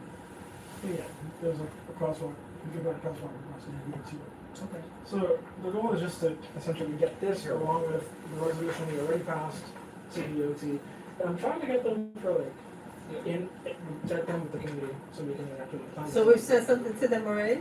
We have. Is this a touchscreen? Yeah. Oh, wow, so fun. Okay. Okay, so crosswalk at the Botanic Garden, Yeah, crosswalk at Carroll, Brown? I think that's Crown. One of them. This, I think this is Crown. No, And that's then that's- two crosswalks here. And then a better Montgomery, a better intersection, so lighted crossings. So you say this was already submitted?